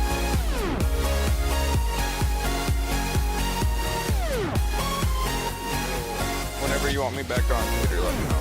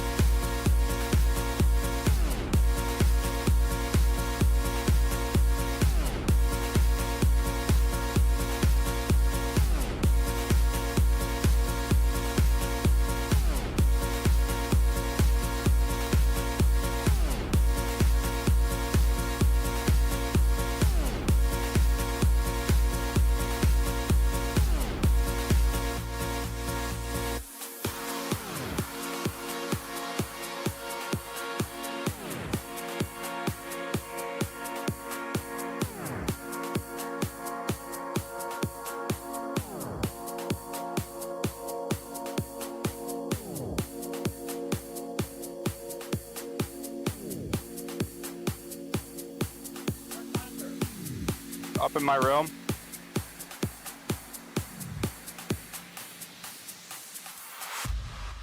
But just let me know if you want me back on.